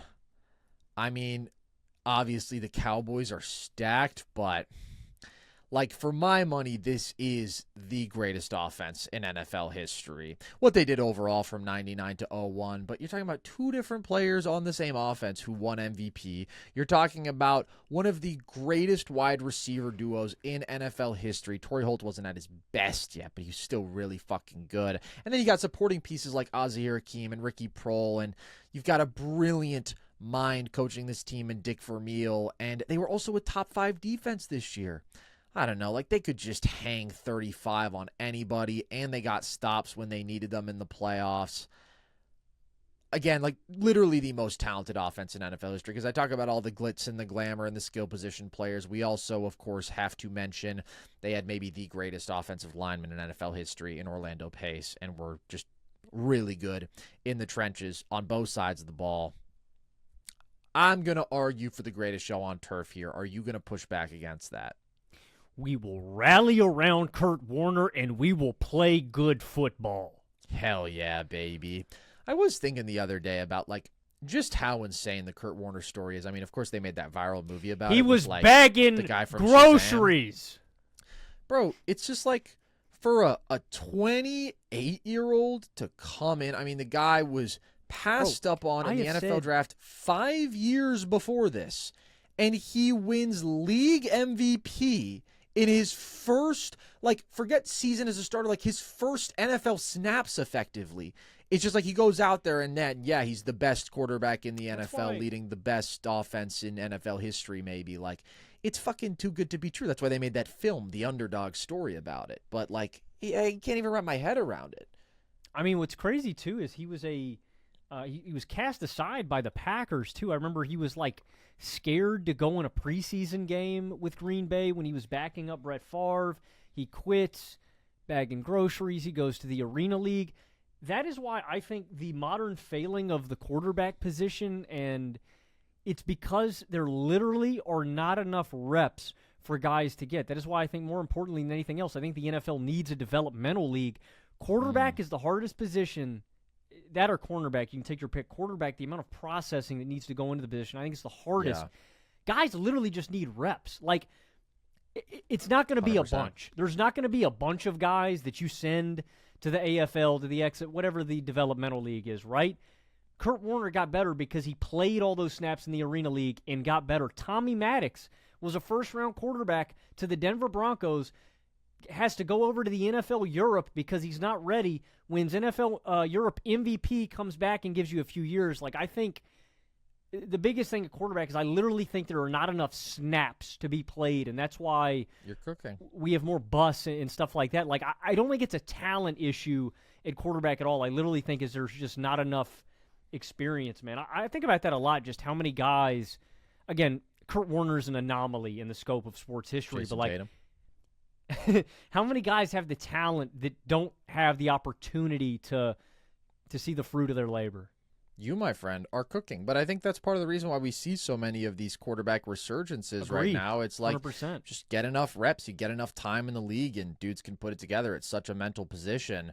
And shout out Kurt Warner for just, like, being fucking insane. And then he got bailed on because he sucked, and then he was fucking awesome again. And, like, just such a oh, no, he sucks incomparable again. career. Yeah, right. I mean, and then he's just like, all right, cool. I'll get the fucking Cardinals to a Super Bowl. Whatever you need out of me, boss. I will say the Cowboys were top 3 on both sides of the ball. The only hang They're up for me sick. with this matchup is the fact that this is the Deion Sanders Cowboys defense. It is indeed. It is. I mean, I think this is the most talented Cowboys defense that there was. They're not stopping the greatest show on turf, though. I mean, maybe Charles they could. Haley, Russell Maryland. No, I know. It's filthy. It's a good team. It's filthy. It's a very good team. I want to go with the GOAT offense, though. The GOAT defense advanced. Yeah. The 2000 Ravens. Let's take the GOAT offense. Because, again, it's like the fucking 99 Rams also were a really good defense. Yeah. Sorry, Barry Switzer. Peace, buddy. Sorry, Barry Switzer. Peace, buddy. We're fucking Jimmy Johnson stands around here. All right, 99 Rams advance. All right, we are into the second round. And we have another throwback matchup here. The perfect 72 Dolphins, Logan, who every single year fucking prey on the downfall of the best team in the NFL and hold a toast to their corpse and flay and effigy, and they're going to advance. Bye, Yeah. Broadway Joe. It was fun. Bye, Broadway Joe. Get fucked, buddy. They never Yeah, lost I don't a think game. anybody's ever going to – I don't think the 72 Dolphins need to lose any sleep. You know, the greedy NFL owners are eventually going to get us to have a 29-game NFL season so they can squeeze all of the money out of the players. We're going to have 100-man rosters. Half of the rosters will be dead Ooh. by the midway point. We will have 4 bye weeks throughout the season. The season at this point will probably last all year round. Like, we'll just be nonstop playing football. Wait. Sorry, why wouldn't we just get rid of the bye weeks? Because that means more games. I hadn't thought about that. Actually, So let's do a 33-game season. No, let's do – actually, sorry, I'm just spitballing here, but what about a 48-game season? I love and this. then the playoffs, and Yes. we cover every week. Well, actually, and let's Cool. expand the playoff field so we can get some more playoff. Maybe like 16 teams, maybe? Why not 32? Yeah. Now I I like mean- where your head's at, man. For the love of God, don't we want every fan base to be engaged? Don't we want everybody watching and talking about this on social media? Don't we want everybody tweeting about this or zeeting about this? Whatever I'm supposed to say these days. Yeah, but the 72 Dolphins are chilling. I do wonder if we'll ever see an undefeated team. I mean, I it don't just think gets it's ever gonna harder happen. every time Six- you add a game. If we hadn't added, I think we would get a 16. When we talk about 17, there's just so much shit that can happen in one-offs and games. If we see a team get to 16-0, do you think they'll go all out to finish the regular season undefeated, or do you think they'll be like, fuck it, Well, it's an interesting we're question. protecting our guys? The Colts did it routinely. They'd be undefeated going, I think at least one year, a couple years maybe, like they'd get up to 13, 14-0, and then Dungy Yeah, or 09, that did happen. benched them. I think that teams would bench their guys, honestly. I don't think they'd see the value in going undefeated. But the 72 Dolphins do, and they're holding on until the day they For die. sure. And, I mean, they're not that far away. Let's be real. Okay, we got another throwback matchup here. The 77 Cowboys versus the 66 Packers. This is a 4 versus 5. Who do you like here, Logan? Damn, man. It's a little tough. This one is tough. You got 2 of the most efficient quarterbacks of Yeah. the early era 60s and 70s. I always give Bart Starr and Staubach their flowers for being efficient, controlled passers. That was the most difficult thing to do because, I mean, defenses could do whatever they wanted to teams. Like the physicality that was allowed and how tough you had to be. I just have such respect for everybody that played football back then. These are two all-timers. back when it was a real sport. I agree. Man, tell me twice. I'm going to go with the Packers, I think. I think I agree. I mean, more dominant defense, and it's like Bart Starr was just ridiculous in the playoffs. He was ridiculous in big games. I do think you could go either way, but like it's a pretty dominant Packers team overall. I think they advance. Some of the defensive talent that they had on that team, Ray Nitschke, Herb Adderley, man. Mm-hmm. Can't go wrong with Ray Nitschke and Herb Adderley. Can't go wrong with Jim Taylor. Bro, they had four. Can't go wrong with the 66 Packers. They had 5 first-team All-Pros on their defense. Filthy. They're going to advance. Shout out to the Cowboys, though. Next up, hoo-wee! We got a heavyweight fight here, Logan. The 98 Broncos against the 2013 Seahawks. You're talking about the best defense since 2010 in the Seattle team. You're talking about a really elite offense and a team that had a dominant playoff run with the 98 Broncos. Where are you leaning here? Wow. This is kind of a toss-up. This is one of the toughest battles I think we've faced today, man. I could go either way. I will be honest. I'm slightly leaning the Seahawks just because I think that – that's what makes it so tough is, like, I just think their run is so impressive. The fact that they hold the Saints to 15. The Niners don't score more than 17. They dominate the Broncos. That's doing a lot of the heavy lifting, admittedly, is how dominant their Super Bowl victory was. But it's like the 98 Broncos also have a pretty dominant title run. They beat an awesome Falcons team in the Super Bowl 34-19. Again, they hold the Jets to 10. They drub the Dolphins 38-3. That's Dan Marino's slew of bad playoff games on his way out the door. Broncos handing him another spanking. You know, it's kind of like take your pick, man. I feel like the elite offense with the elite defense, like it balances out. But I just think the Seahawks are the more historically dominant and great defense, and I'm going to lean on how dominant their Super Bowl performance was against, in my opinion, one of the greatest offenses of all time. Yeah, I think that's fair. I will say I'm looking at the highest rated teams ever by DVOA, including the playoffs, or actually this is since 1978. These two teams by that metric are so close. I mean, they're both very highly rated. The 98 Broncos come in at 13th, and the 2013 Seahawks come in at 15th. So I really do think this is a toss-up. But I'm probably going to lean on the same logic as you, like what the Seahawks did to one of the greatest offenses ever. It's just one of the greatest performances in NFL history. And I don't want to distill it down to one game, but when these teams are so close, if we're picking between superpowers, it does feel like the Seahawks superpower was even more dominant. But this easily could have been like a quarterfinal matchup, I think. I just don't think the 2013 Seahawks should be a 7 seed, but Logan, they remain in the nightmares of Broncos fans. The 98 Broncos could not get their reverse revenge for the future. They couldn't time travel to the future and get their revenge for what hadn't happened yet, because the Seahawks are moving on. Now we have a 3 versus 6 matchup, the 2016 Patriots versus the 94 49ers. I'm leaning on the Niners, man. I mean, okay. This is a great New England team, and I don't want to just quickly dismiss them again. This is the team that comes back in the Super Bowl, the 28-3 team against Atlanta. This is the number 1 defense in football, the number 3 offense in football, which is still pretty remarkable, too. This is the same season where Jacoby and Garoppolo start the season because Brady's suspended. Yeah. I just think this 94 Niners team is one of the best offenses ever put together. It is an all-time playoff run. Steve Young is like at the complete apex of his powers, and this is one of the highest quarterback peaks in NFL history. I understand the other side has Tom Brady.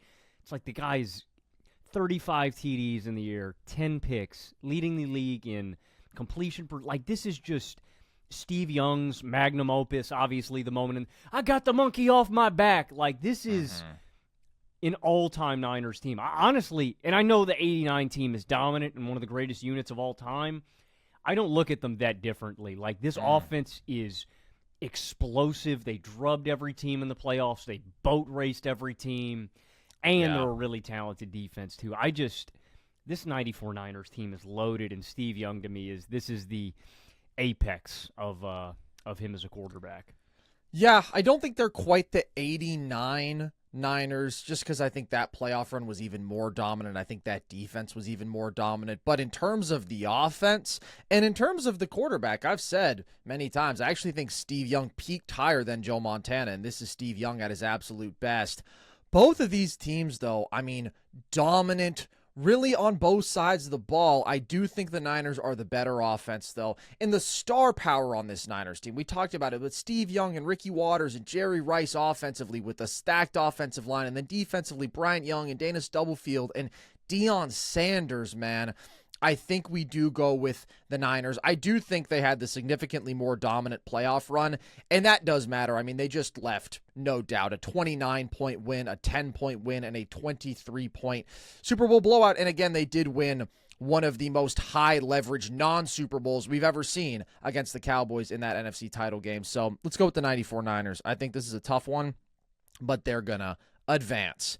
Now, Logan, we have a 1 versus 8 matchup. The 76 Raiders versus the 1990 Giants. The 76 Raiders were a team that I think was seeded weirdly high, and I don't necessarily view them in that sort of light, even though they did only lose one game all season. Where are you leaning here? This is a really talented Raiders team, especially offensively, like the trio of Cliff Branch, Biletnikoff, and Casper on offense. Mm-hmm. Is intriguing. This is probably the career year for Kenny Stabler. Mm-hmm. This is a really good team. I agree with you. I think the 76 Raiders are overseeded, but I think their offense kind of laps the 90 Giants. It does, but I think the 90 Giants defense laps. I mean, 76 Raiders defense was pretty average, and the 90 Giants defense, I mean, it's on the short list among the greatest we've ever seen. They allow 13 points per game in the regular season. They go into the playoffs and they allow 3 points, 13 points, and 19 points. And think about who they were doing that to. I mean, they held that dynamic Bills offense that was the best in the NFL in check. They held the Niners offense, very explosive, in check.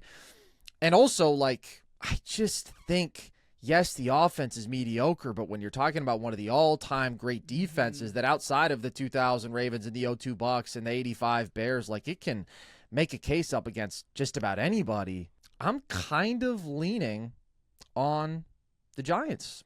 It's tough because I don't want to overvalue, like, just having one really dominant unit, because I do think this is one of the weaker offenses to win the Super Bowl, but that unit was so dominant.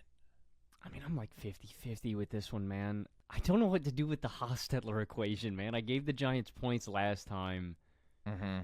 Honestly, I do think it makes it more impressive. I do think it makes it more impressive for the 90 Giants that they won with Hostetler at QB.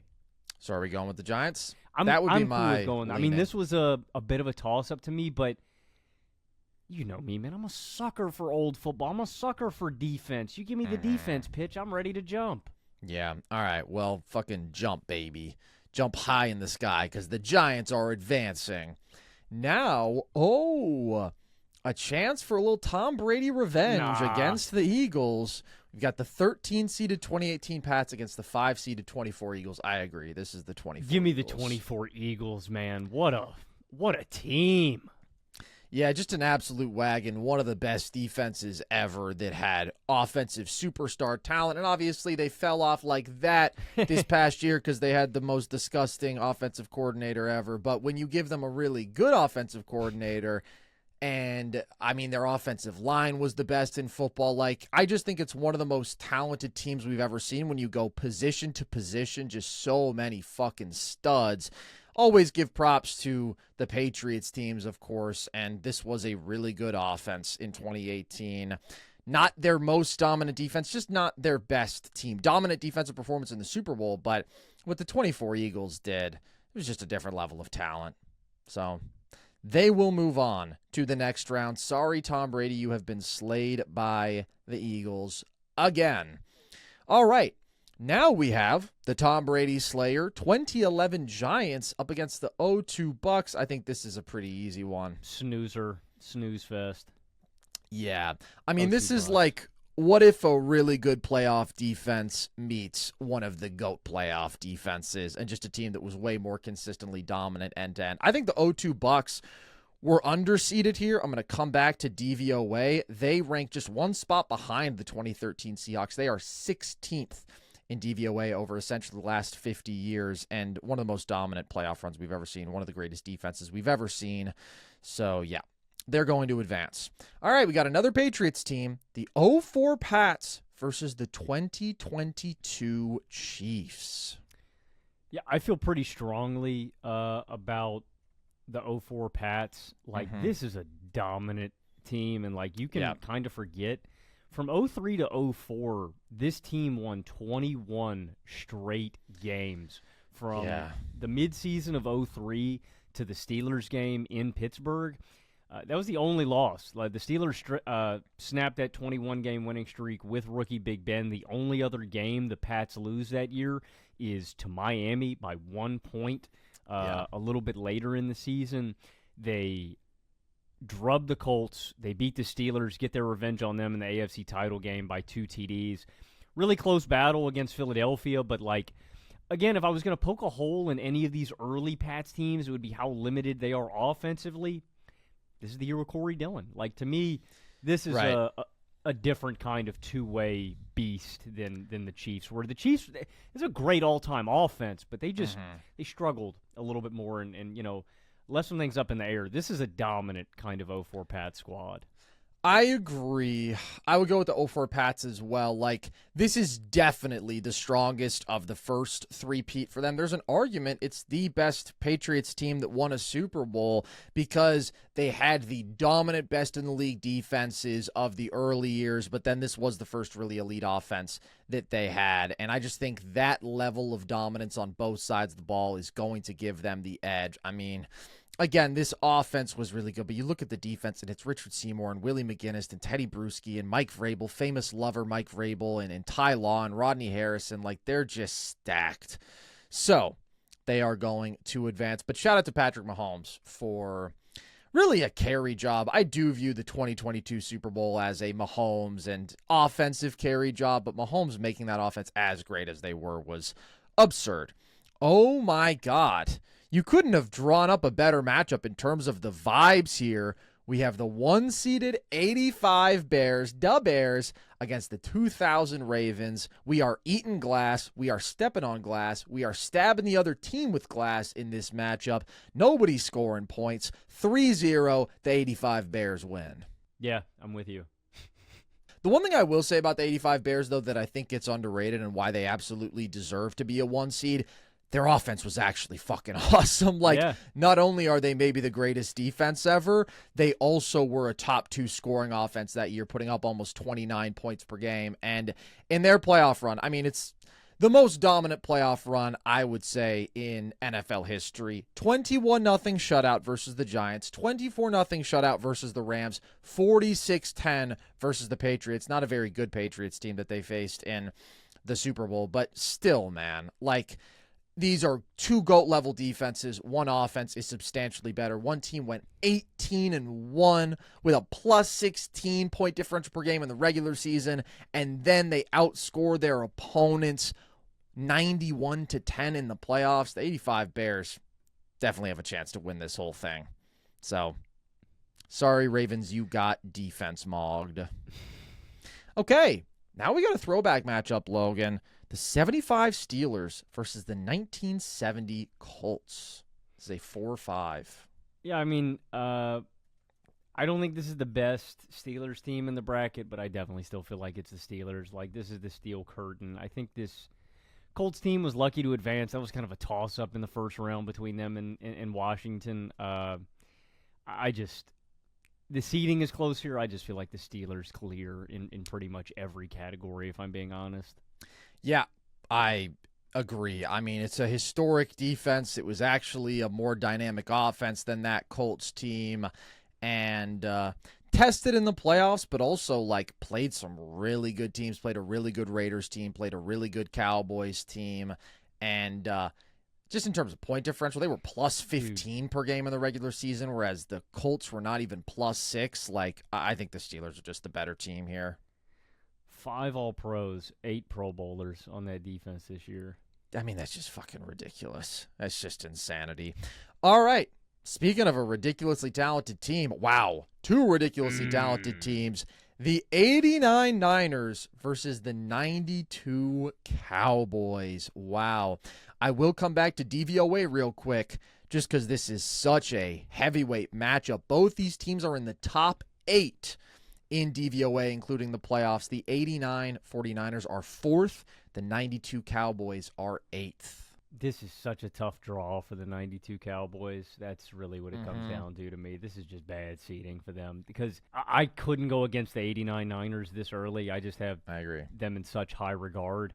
But damn, man, this is playmaker giving you 1,400. This is Emmitt Smith giving you 1,700, 18 TDs, leading the NFL. And then you want to talk about dominant Super Bowl performances.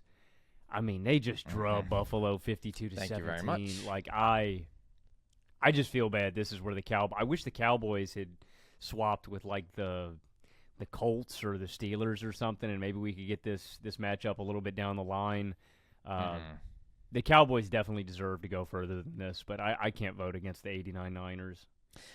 Neither can I, man. I mean, we're talking about peak Montana here. This is probably his best season. We're talking about Roger Craig at a ridiculous level, Jerry Rice, best receiver in the history of the game, John Taylor still playing at a really high level, and an elite defense to go with that, and one of the most dominant playoff runs we've ever seen. Just to reiterate, a 28-point win, a 27-point win, and a 45-point win.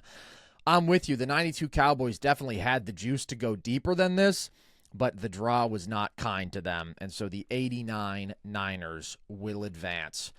Now, we've got the 86 Giants versus the 96 Packers. I'm going to start this one off with a correction because I said I thought the 96 Packers might have been like number 2 all-time in DVOA, including the playoffs. They're actually number 5. Still incredibly high, but top 5. Pretty good.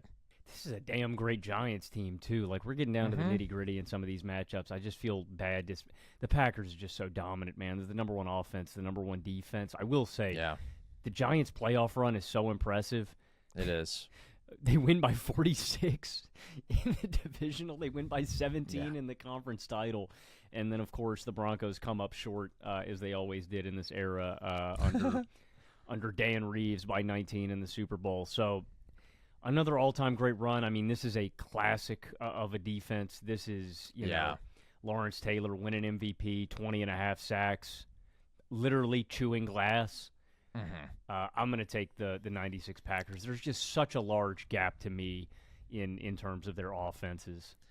Yeah. I mean, this 86 Giants defense probably is even a tiny bit better than the 1990 Giants. 2 insane defenses. But alongside Lawrence Taylor, who had his best season this year, I mean, he was league MVP, 20 sacks. You also have Harry Carson, another great linebacker. You have a couple really good defensive linemen, Leonard Marshall. You have Carl Banks as another pass rusher. Yeah.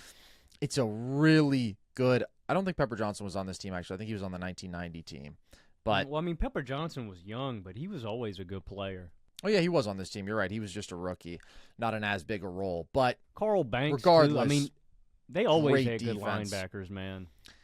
That being said, I think the offensive gap is enough to move me when you're talking about a Packers team that was also the best defense in the NFL and was just absolutely dominant on both sides of the ball with an MVP quarterback at his absolute highest level in Brett Favre. I think this should be the Packers because, I mean, let's not forget the defensive talent that they had too, most notably a GOAT to counter the other GOAT, Reggie White. Maybe not at his absolute best at this age, but still an absolute monster.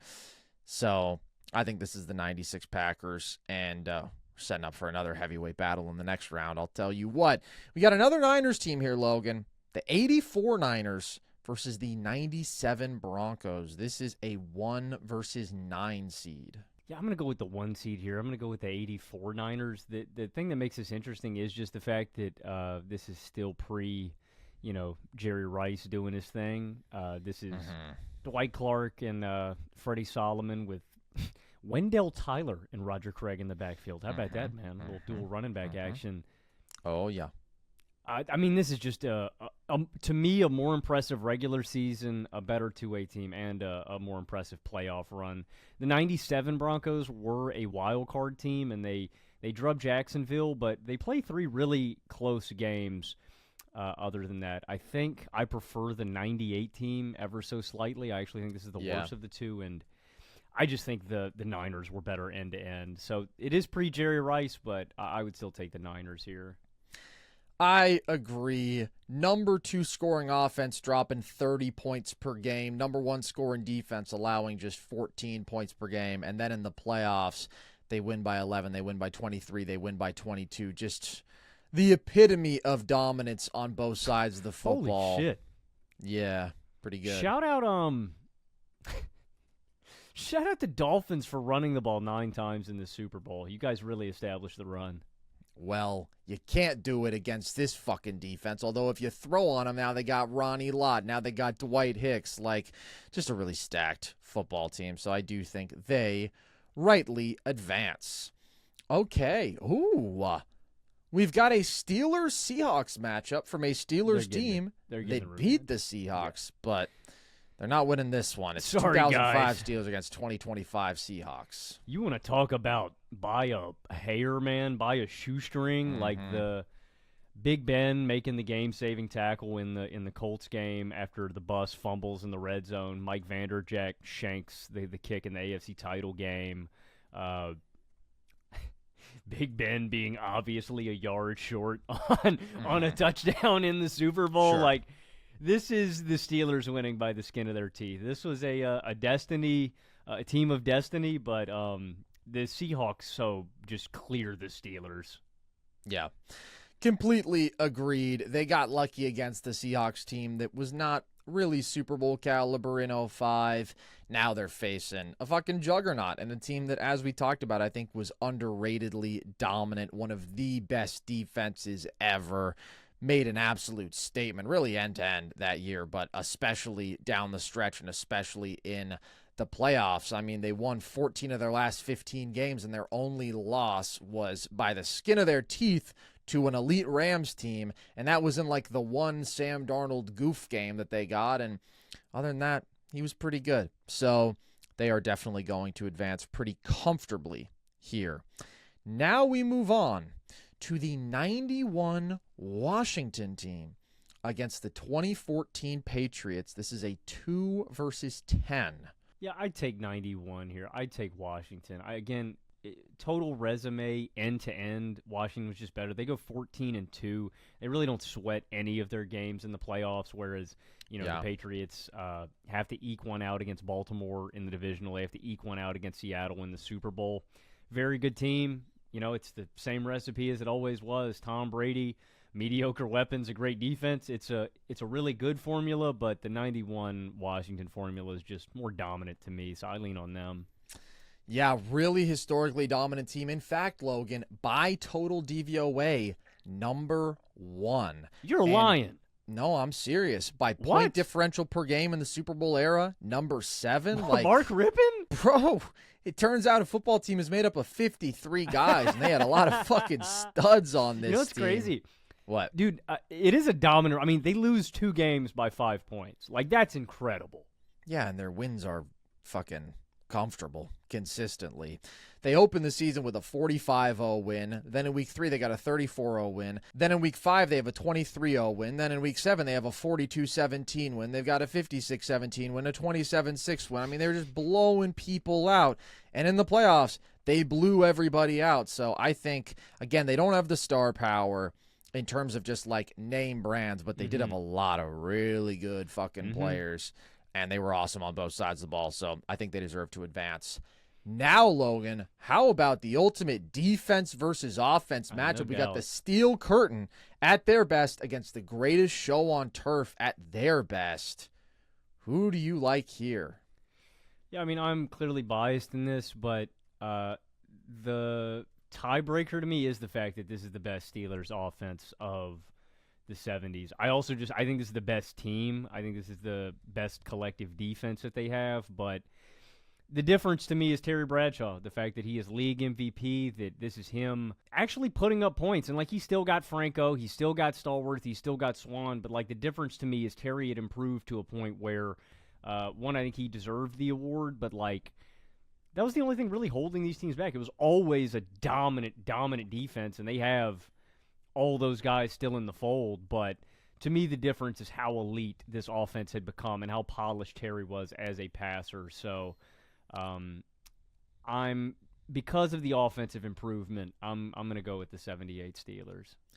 Yeah, I think it's a really good case. I'm still very conflicted here, though, just because we are talking about the greatest team in NFL history. We're talking about a team that was the greatest passing attack in the NFL, that was the best rushing attack, that had a dominant offensive line, that was really well coached, that had the best running back, had the best quarterback, had the best receiving tandem, best receiving core overall. Like, it's actually ridiculous. And on top of that, they were a top 5 defense. They are, among all Super Bowl champions, number 1 in terms of point differential per game in the regular season. Wow. The only teams they trail at all are the 07 Pats and the 68 Colts, the two teams that suffered the biggest upsets in Super Bowl history. The Rams got it done.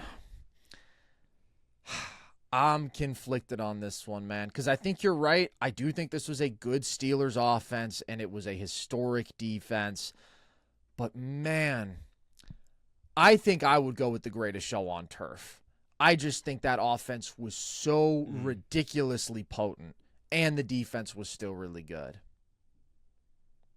And their losses this year, I mean, they were just by the tiniest of margins, and their wins were just absolutely dominant. So it looks like we're split on this one. The Steelers lose 2 games by 10 points. The Rams lose 3 by... It's close, man.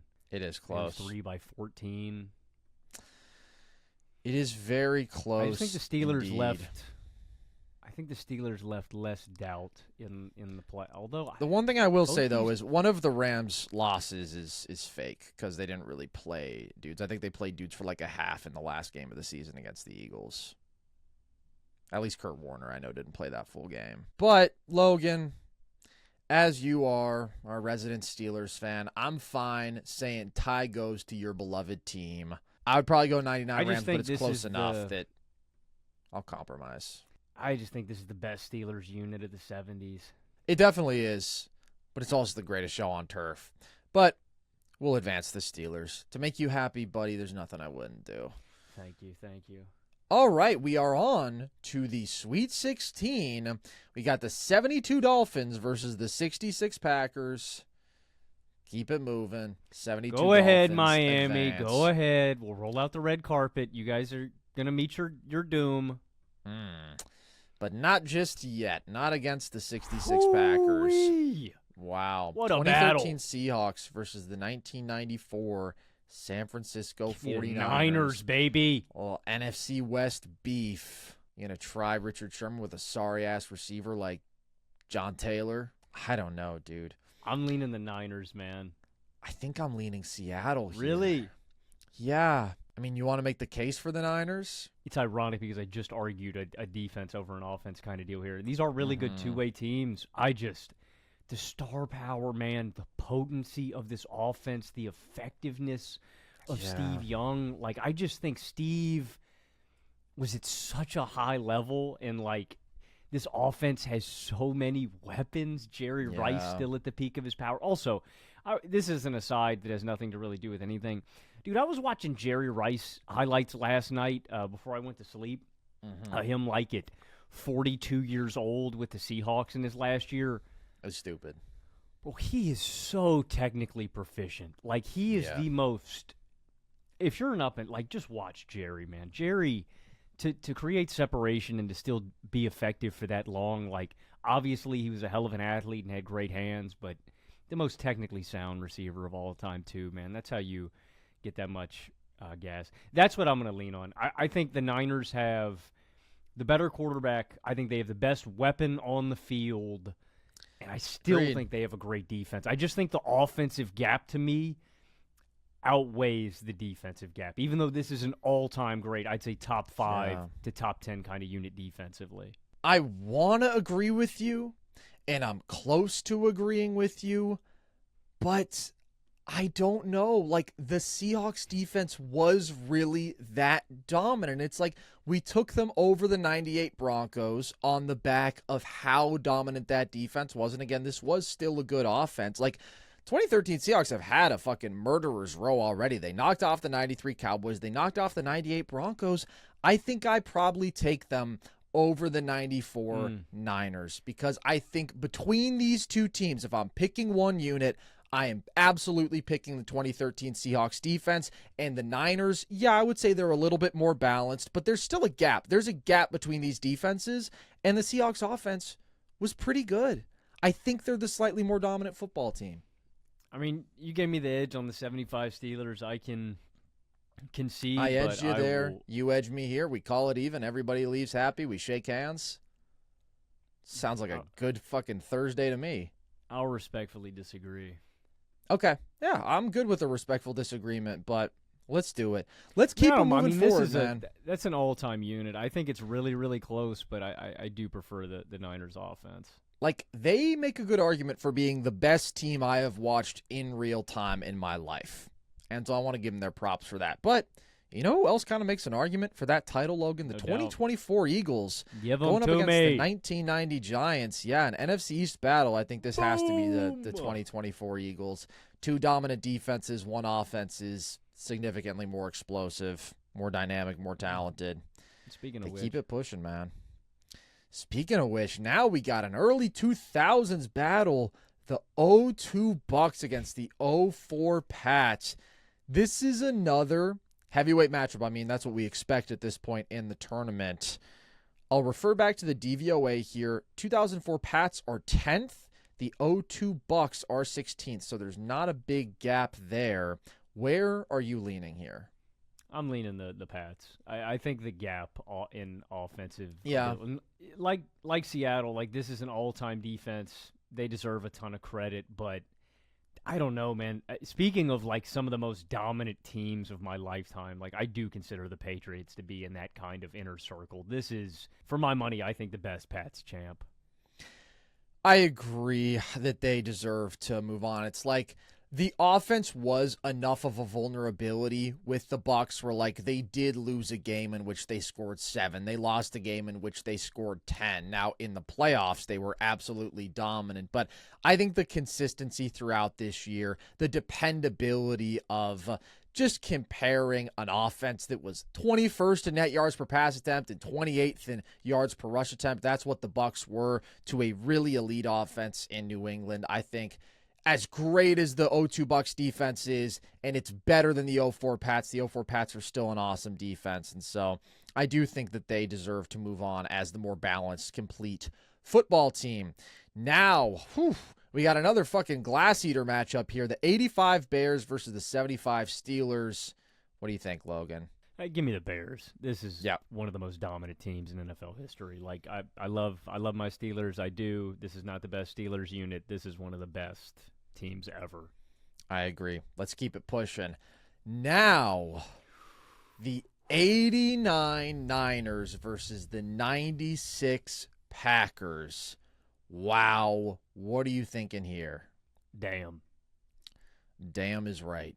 I'm leaning on the 89 Niners, but Brett Favre is at such a stupid high level. It really, they had such a dominant playoff run, man. Yeah. So I'm very conflicted here. I mean, the last component, let's just say this real quick. We've talked about how sick the offense was with the 96 Packers. We talked about how sick the defense was. They were number one scoring offense, number one scoring defense. They also probably had the best special teams unit because Desmond Howard had like an all-time great return man season this year, including a playoff run in which he had a punt return for a touchdown and a kick return for a touchdown in the Super Bowl. So, and then 3 phases of the game, they all matter. And then Al Davis said, yeah, I'm going to pay him all my money. Yeah, of course he did. Of course he did. Because if he saw a speedy guy he could throw an unreasonable amount of money at, he was going to do it. I don't know. I mean, obviously the 89 playoff run is just absolutely stupid. I guess the one thing that I would say to push back against that being the case for the Niners is they didn't face a great team. They faced a 10-win team. They faced a couple 11-win teams. The AFC at this time was just weak. As we know, it was basically just the fucking Broncos' annual sacrifice. Everybody. I mean, yeah, they were awesome. And also, I mean, the 96 Packers, it's not like they beat a great team. I think they faced a tougher path. They did beat a Niners team of their own, a Steve Young Niners team. I think the playoff run is more dominant for the Niners. I think even with one more loss, though, the Packers are the more dominant regular season team. This is another 50-50 ball for me. I mean, it's the Mike Holmgren Bowl because he was the OC for the Niners and he was the head coach for the Packers. So I guess it really just comes down to, I wonder who Mike would say is the better team. I'd defer to him. I'd take the 89 Niners. All right. You know, you gave me the last one. I'll give you this one. But this is really close. This is a very close one for me. We'll go with the 89 Niners, though. Now we got the 84 Niners versus the 2025 Seahawks. This is tough. This is tough. I think it's the 84 Niners, though. Really? I think so, dude. I mean, they lost one fucking game. And they are, I mean, in terms of point differential, plus 15.5 per game. Elite offense. Dominant historic defense, run. like dominant playoff run, one of the most dominant we've ever seen. Yeah, I you're think right. the Seahawks are so good, but I think we have to go with the 84 I just Niners wanted the here. Seahawks to go deep in this bracket, man. I wanted them know. to get to like the Final Four or something. It's tough. You get to a tier of teams, and it's just like when you've got the all-time defense and you've got the all-time quarterback, it's a tough formula to beat. And even without Jerry Rice, they still had weapons. I think this is the 84 Niners, but shout out to the 2025 Seahawks because they're a monstrous team. All right, now we have the 91 Washington team against the 78 Steelers. Nasty matchup. What are you thinking? Yeah, I mean, this is where the rubber meets the road for me with Washington. I just, again, I think this is the best Steelers team of the 70s. This is I don't know if this is the absolute apex of their defense. Ironically enough, I think that there's a pretty strong case with the Steelers that the 76 team that got bounced in the AFC title game against Oakland was maybe their best defense. But again, when we put it all together, two of the top receivers of the 70s, one of the best running backs, if not the best running back. This is Terry at his peak. Like, I just think this is the culmination of the dynasty. This is the best team the dynasty produced, and it's an all-time team on both sides of the field. So I lean on the 78 Steelers. I think they deserve to advance to the next round. This might be where the rubber meets the road for the Steelers for me, man. Like, You're going to take Washington over, doesn't have the star Terry. power. They don't have the star They power. don't. All right, well, first They of all, let's not underrate Mark Rippon, who had a really good year, and let's not overrate Terry, even though he was very good this season. MVP And of the again, league this year. a football team is comprised of 53 fine fellows, Logan, and a coaching staff and 3 phases of the game. And I just think it's hard to, find, when you look at the objective results, the case for the Steelers as being better. And I say that just because, I mean, in terms of the objective dominance, this 91 Washington team is top 5 all time. I understand they don't have the GOAT level player who we want to associate with them, and they don't have the dynasty. Although, again, Washington did win 3 Super Bowls in a decade, but they did it with 3 different quarterbacks. But that doesn't change that they were absolutely dominant on both sides of the ball. And they still had studs. They still had 2 awesome receivers. They had a really good running back. Defensively, had an elite pass rusher in Charles Mann. They had a great linebacker in Wilbur Marshall. They had one of the best corners ever in Darrell Green. I'm just looking they were loaded. They were loaded, but I'm looking at the Steelers' talent in contrast to the era, the time period. They clearly, to me, have the best defense of any team in the league. This is one of the top 3 defenses of the era. They've got, in my opinion, the best receiving duo in football at the time. They have a top 3 running back in the sport, and they have the MVP of the league. I respect Washington.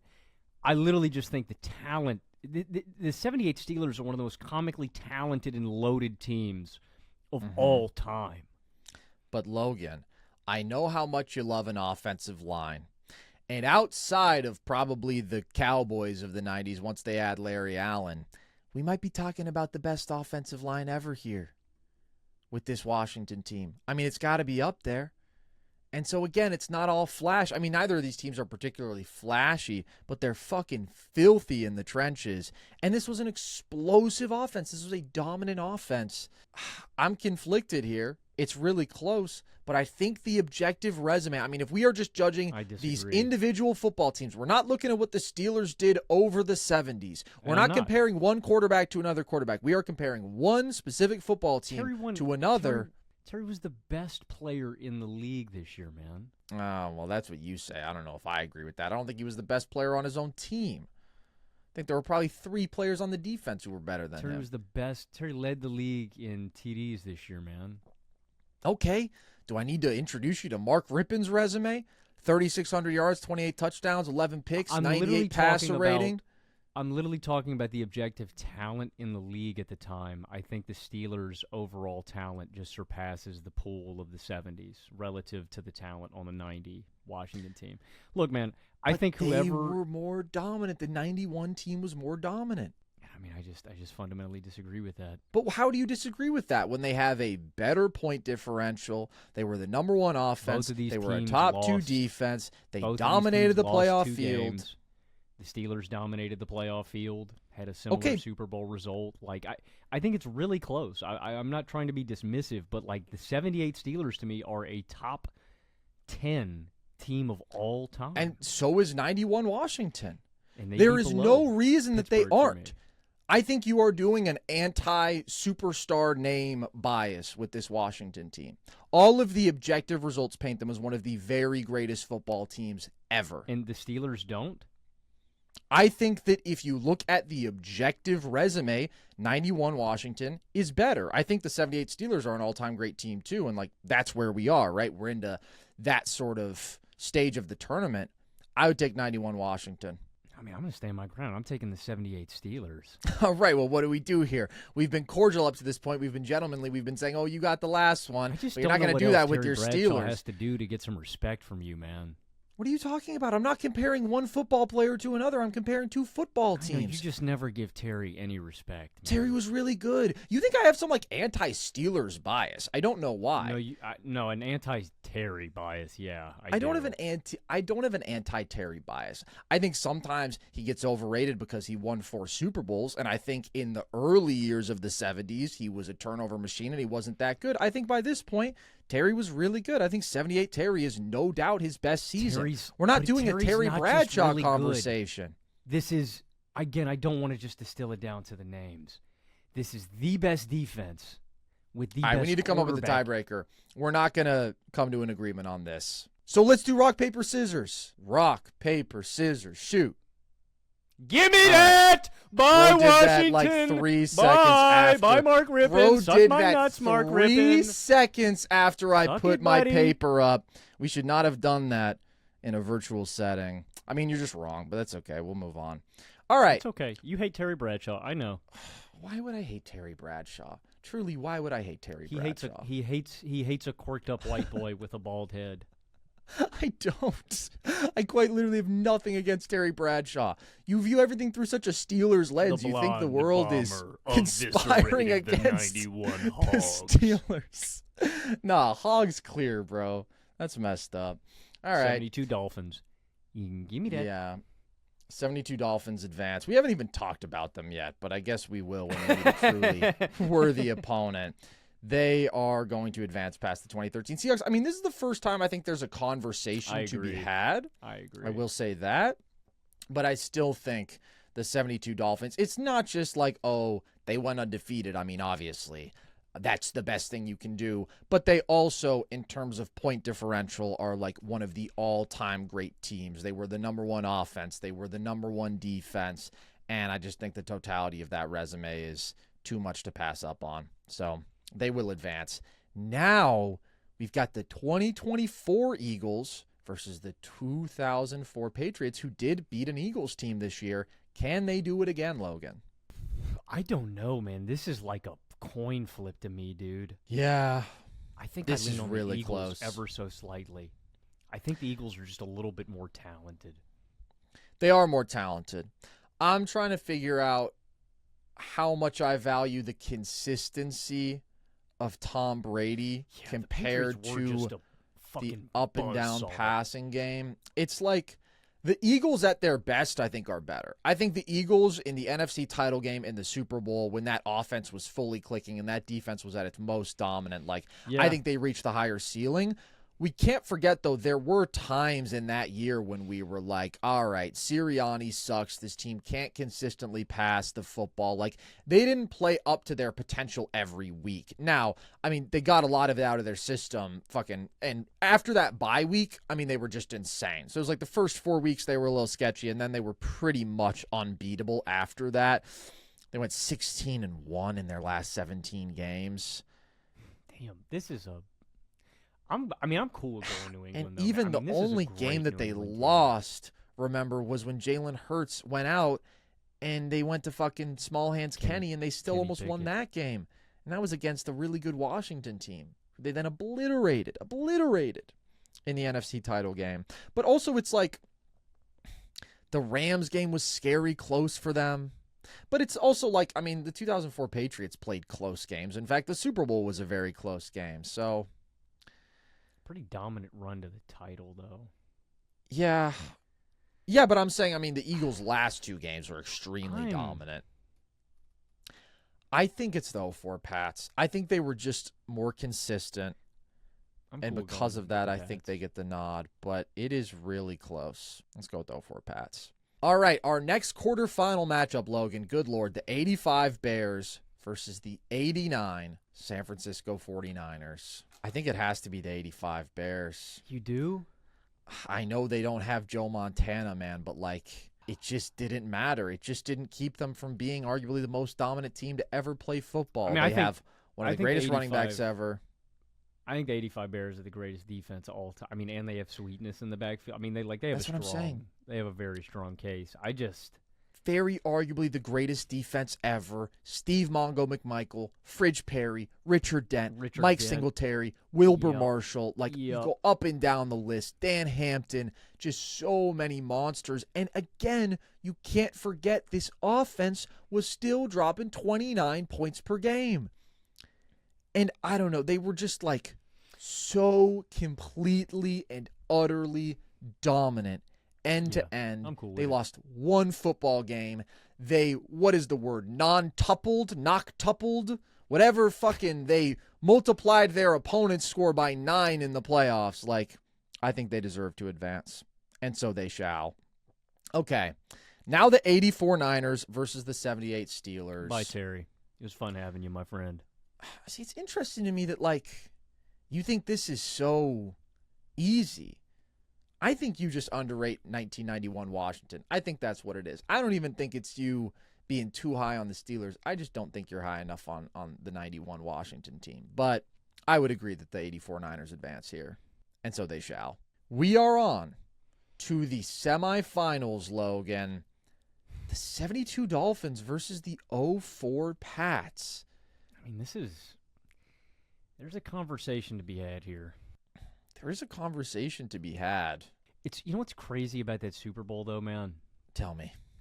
It's bro, if Garo Yepremian doesn't, they could have blanked Washington in the Super Bowl. That's what sometimes gets forgotten about that game because it's the 70s and every game was 9-8. It always ended up being a super low-scoring game. What is forgotten is the fact that, it's an undefeated season. Everybody remembers that. They remember them winning the Super Bowl against Washington. It's just the fact that you can kind of forget that they were minutes, a quarter away from blanking a team in the Super Bowl. Yeah. Considering they're undefeated, I lean on the 72 Dolphins here because there's no hole to poke in the resume, but this is a great New England team.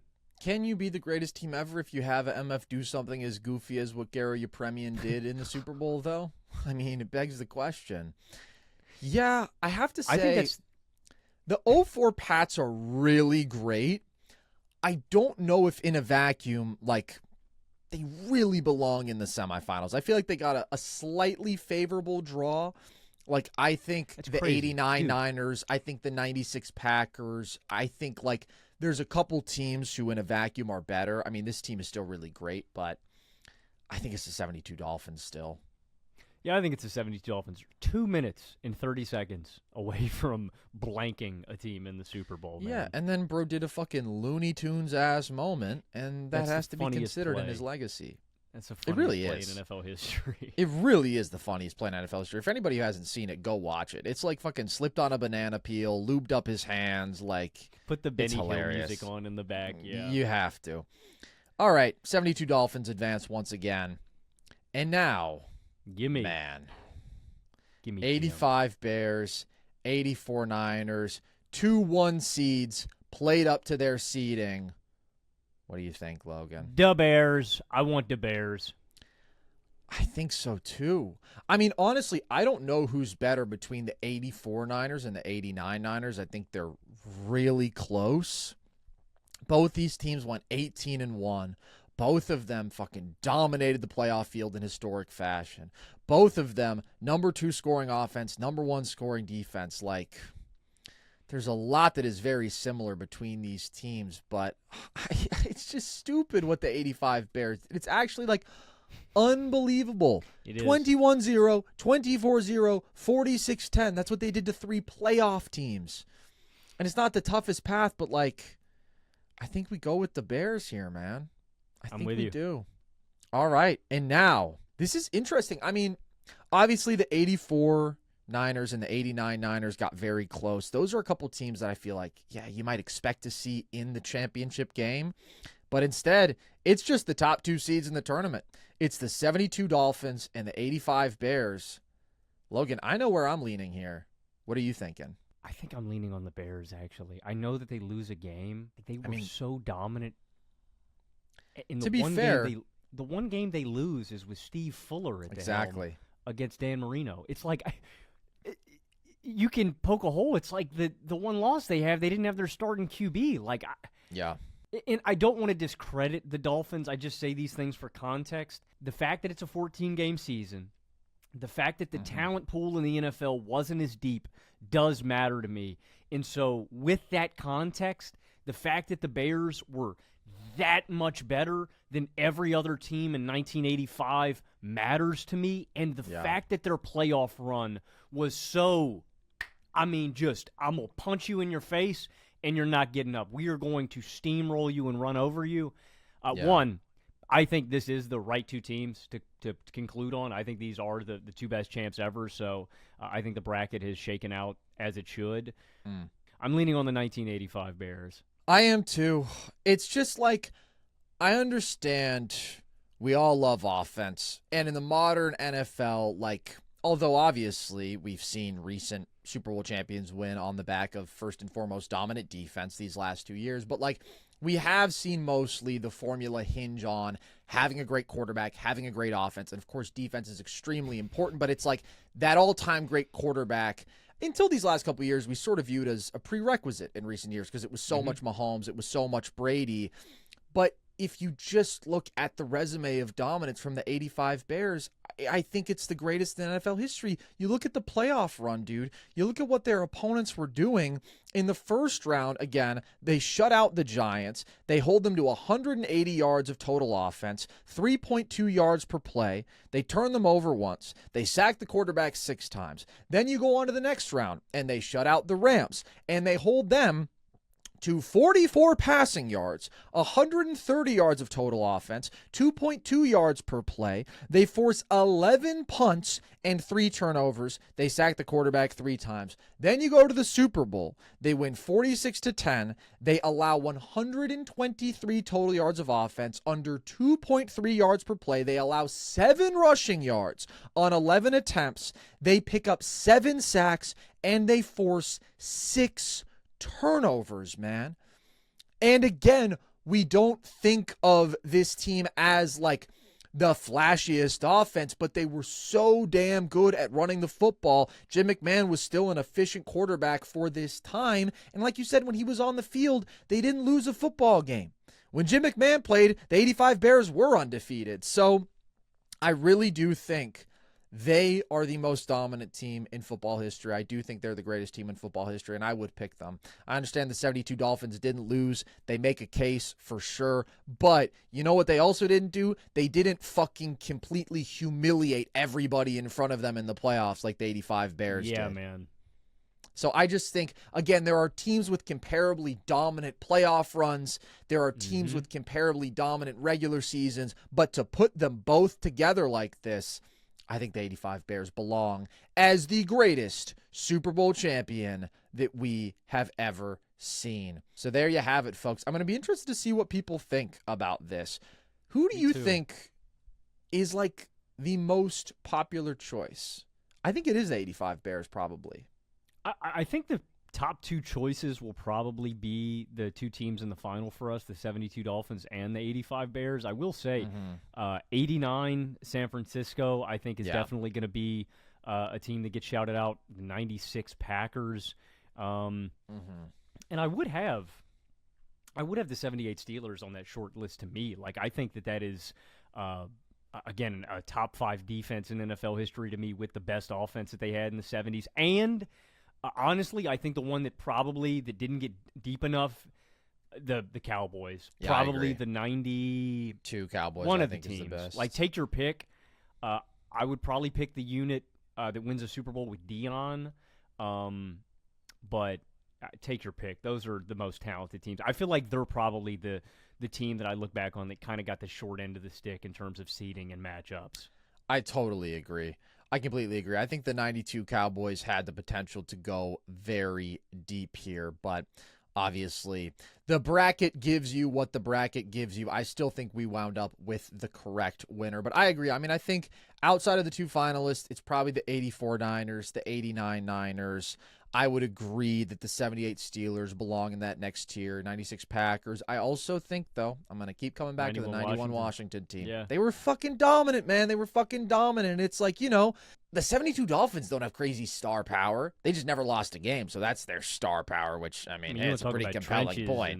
And running to get ball, yeah. I mean, that's their thing. Yeah, two-headed monster. Great defense. But, yeah, I think we did this right.